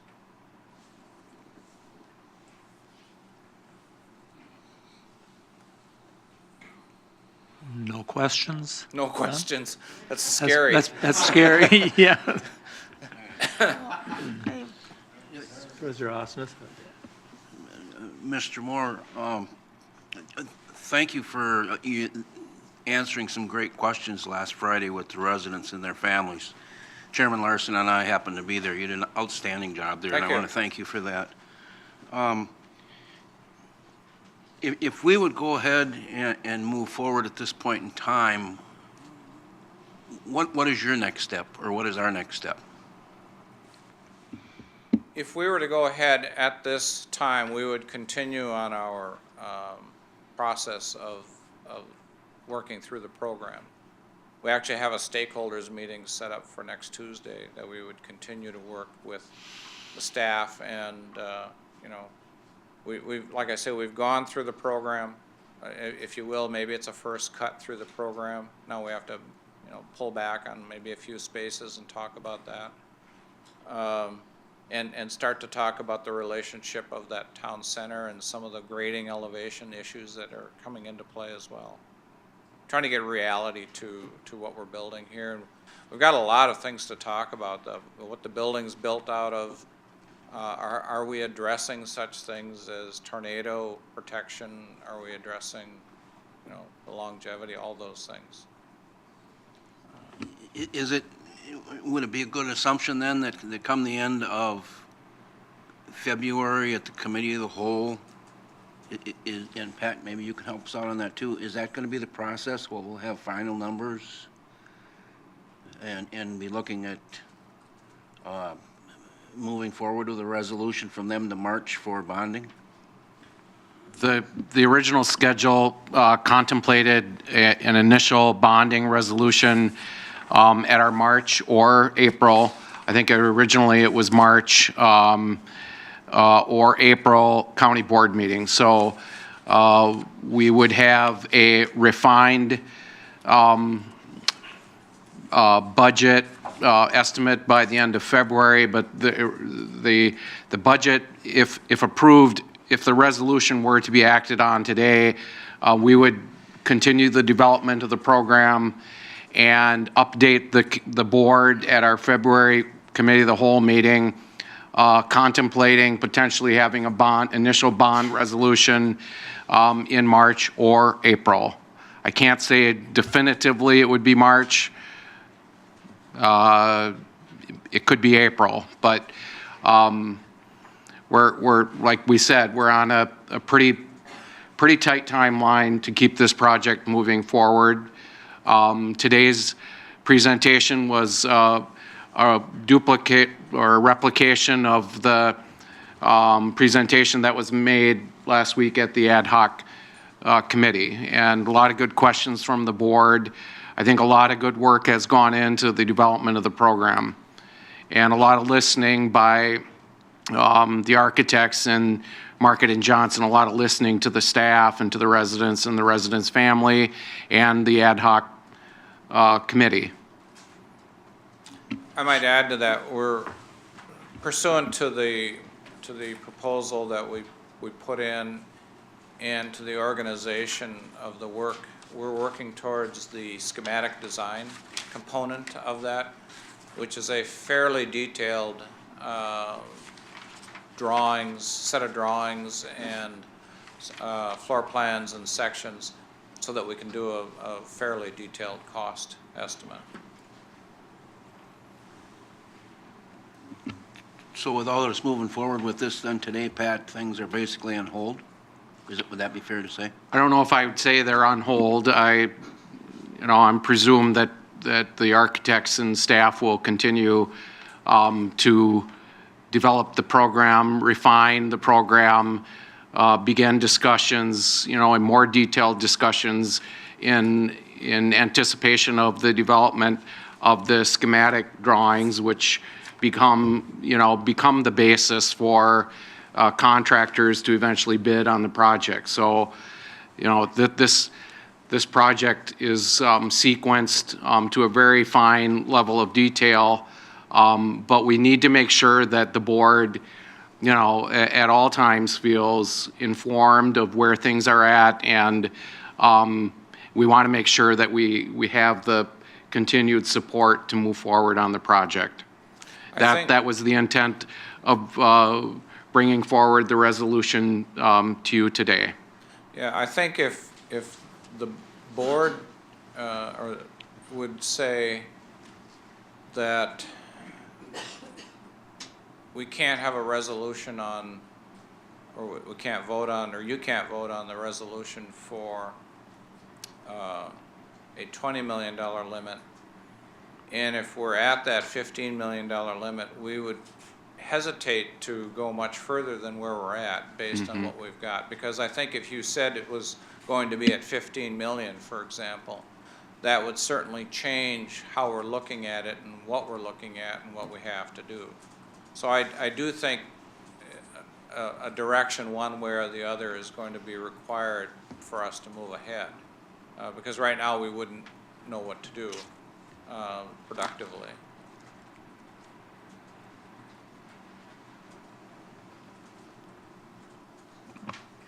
Supervisor Ring. I have a question.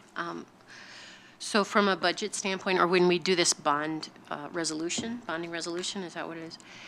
Yes, the board has to initiate a resolution to begin the process of going to market for bonding. It's a 90-day process, but the board needs to pass an initial bonding resolution that begins that 90-day process before the bonds are actually sold, and then within 90 days it takes to get the actual bonds sold at market. So it's a 90-day process, but it begins with a resolution by the board to begin to approve the amount for bonding, and then the staff and the finance department goes forward and does all that good work and then brings it back to the board. But we originally had contemplated that being in March or April to have that initial bond resolution.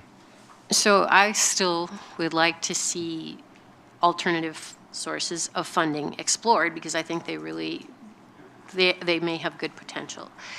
So at what point do we get, so right now, if we had a sources and uses statement, we're building these 3 parts of this facility and it's bond, general obligation bond. I'd like to look at alternatives. Can that happen?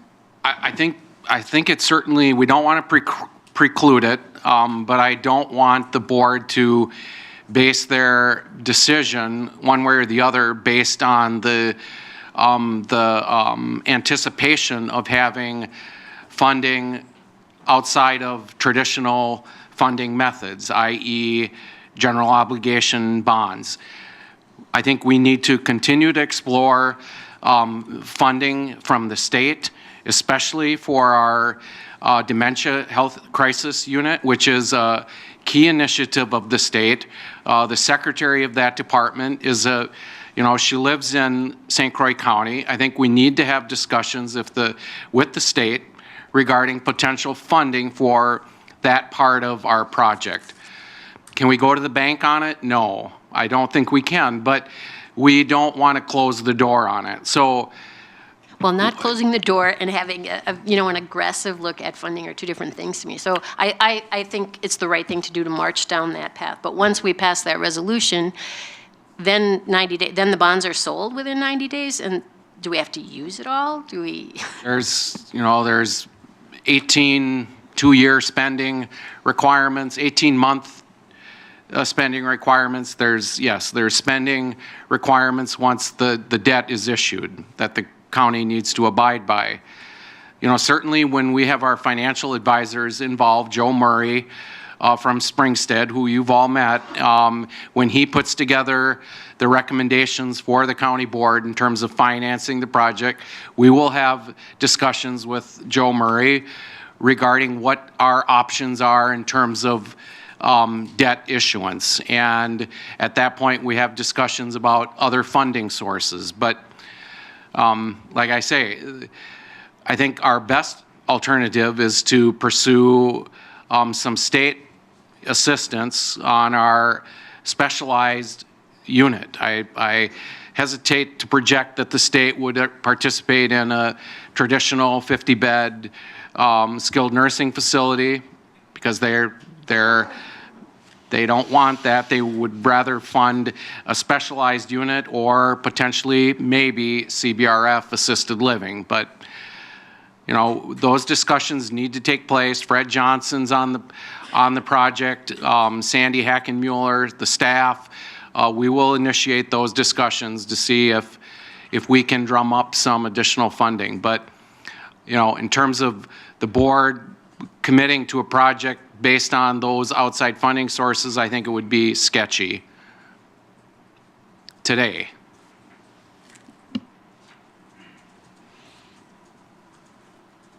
Supervisor Hanson. I'm wondering if we could put that question to Mr. Lester, if that would be inappropriate. Are there other funding sources that you've become aware of that we should be looking at? And like Pat said, I think that's part of your financing process, that there are other sources out there. I will tell you, traditionally, the works we've done with counties, they've used general obligation debt. I don't know why they haven't used the other sources, but that's something you can definitely look at. And I'm not familiar with, I think you said his name was Mr. Springsmeet, but that would be part of that question process too. Right, Joe Murray from Springstead. But we're not approving, the board is not approving that financing mechanism today. What we're approving, blessing, giving the green light to proceed is on the identified program space needs with the revised project budget from 15 million to 20 million. Like I said, in March or April, we will be bringing back, after detailed discussions with Springstead, how to best package in the best interests of St. Croix County, to how to best package the financing for the project. Those details have yet to be worked out.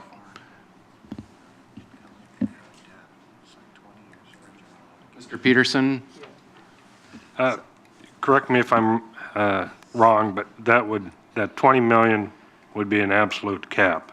Wouldn't be necessarily we're going up to it. We could end up under it. But we needed some assurance that we had some wiggle room up to that cap. That's what I heard from Mr. Moore. I don't know if Market and Johnson wants to wade into that, trying to answer that question, because I think it's a very legitimate question. You know, we need to lock in on a number and then say, you know, that's it. We go forward. That's our budget. Design to that. Originally, the $15 million was a very preliminary threshold type budget without a program defined. Now we have that. I heard Mr. Moore say that he sees that as a maximum with some wiggle room to bring that number down if we can through additional refinements of the space needs in the program. Supervisor Kiesler. I understand we're looking at, a cap, so to speak, but I'm still dialing in, like Supervisor Ring, on revenue and wondering if we've discussed it all with the City of New Richmond, what their interest is in us as a county building a facility like this and investing in New Richmond, so to speak. I certainly argued to keep the service center in New Richmond, which happens now to be in my district, because I believe it brought commerce to the area, which I'm representing those residents at the county level, but also at the local level. We have a 4-lane highway with a new bridge with traffic winding right up at the front doorstep of this planned facility. May bring in individuals to that New Richmond northern end community that both Roger and others may represent.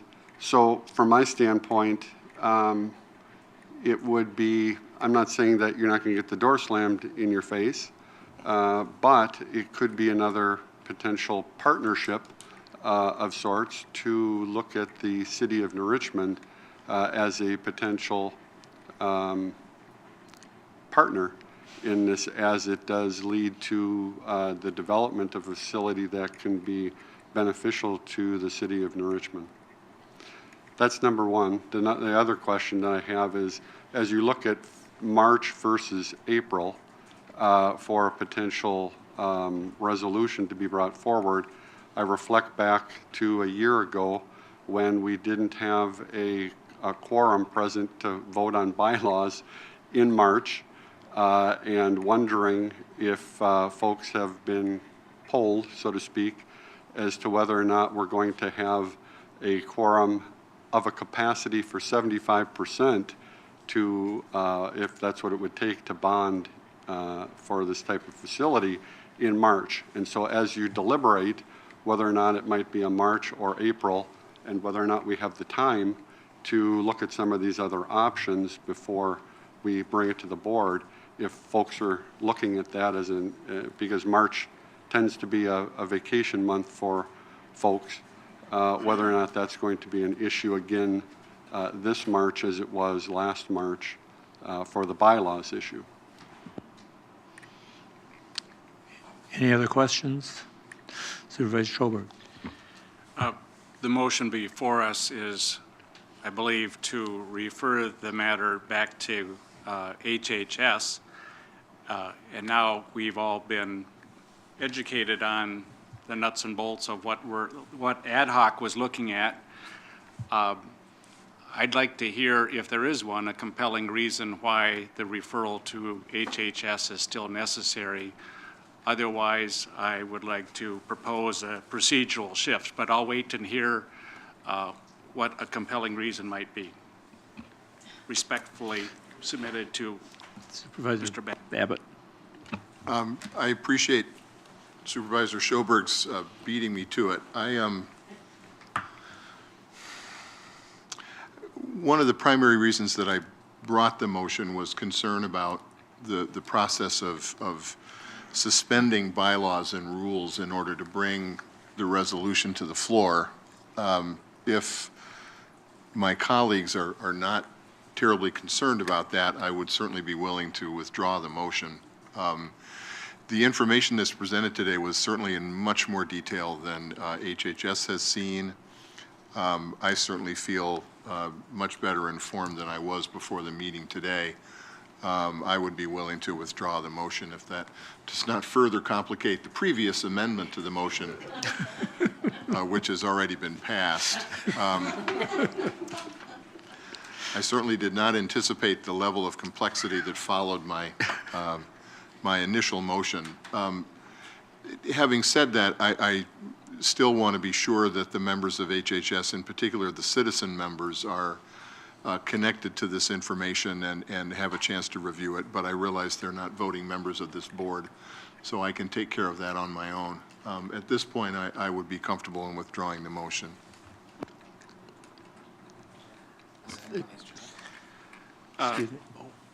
Point of order, I believe your motion originally, Supervisor Babbitt, was out of order because a motion to refer would be placed upon a resolution in the first place, which there wasn't one. So with concurrence of council, if I could get it, then I would suggest that we can now disregard your motion as being out of order and go directly to the motion, or my motion, which would be to pass the resolution as presented to this body in the form it was presented. So, council. A motion to refer has to be to a pending question. There wasn't a pending question. The resolution wasn't before the body. So I believe that my advice to the chair is that it is out of order. With regard to the second component, the board has to pass by a 2/3 motion, which is in essence a suspension of the rule in order for the board to consider the resolution today. So that would be the next procedural step if the board chair follows my advice and rules the original motion out of order. I will rule on that at this time and rule it out of order. And then what we're looking for is this motion for suspension of. I'll make the motion to suspend the rules. Okay, second from Supervisor Peterson. So is there any further discussion on that? Suspending the rules. If there's no further discussion, we'll vote on that. Just because I'm curious, why was the motion that Supervisor Babbitt made in the first place out of order? Because a motion to refer has to be done at the time that there's an actual resolution before, in other words, moved and seconded. It's pending before the body. It wasn't pending before the body.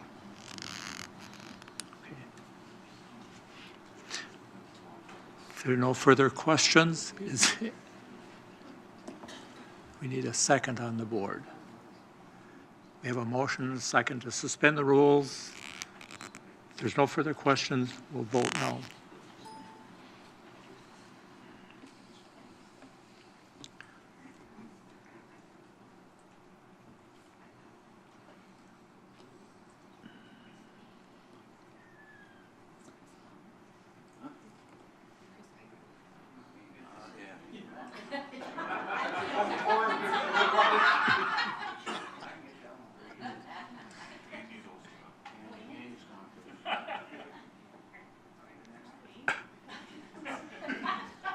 Now we're locked up. Is that one of those conference?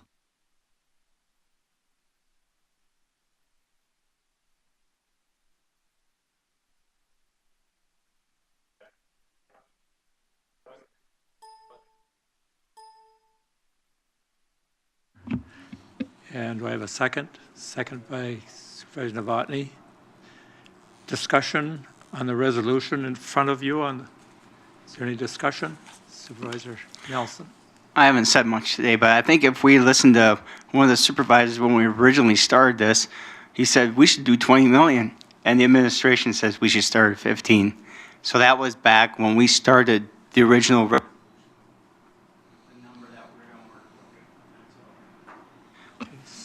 Supervisor Hanson.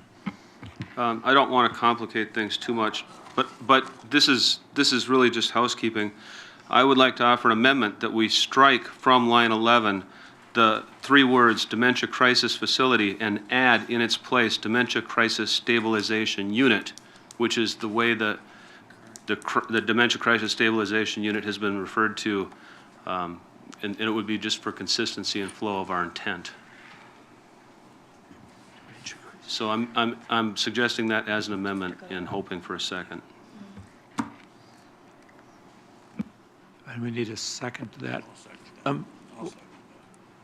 Supervisor Austin seconded that. So, Cindy, you want to read back the amendment?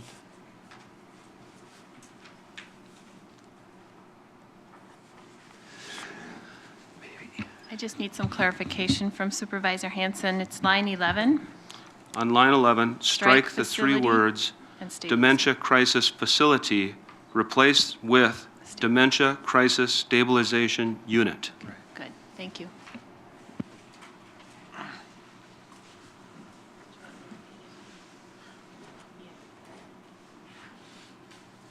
Okay, does everybody understand what that amendment is to the stabilization unit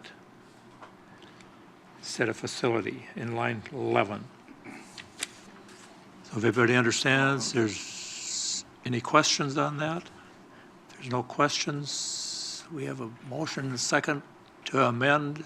We're ready to vote.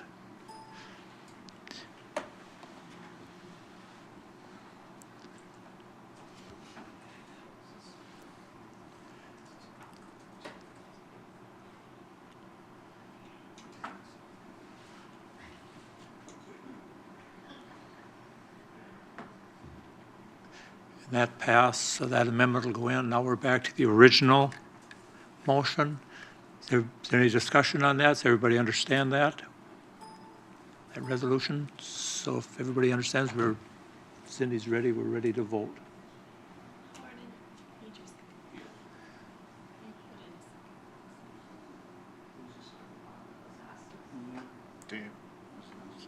Okay, with the motion and seconds on the board, so if there's no further discussion, we'll vote on that now.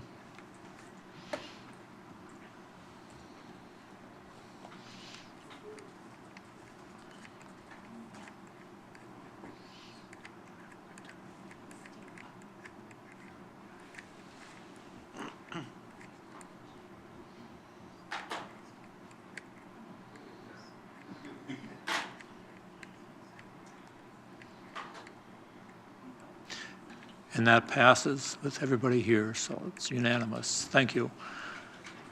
And with that,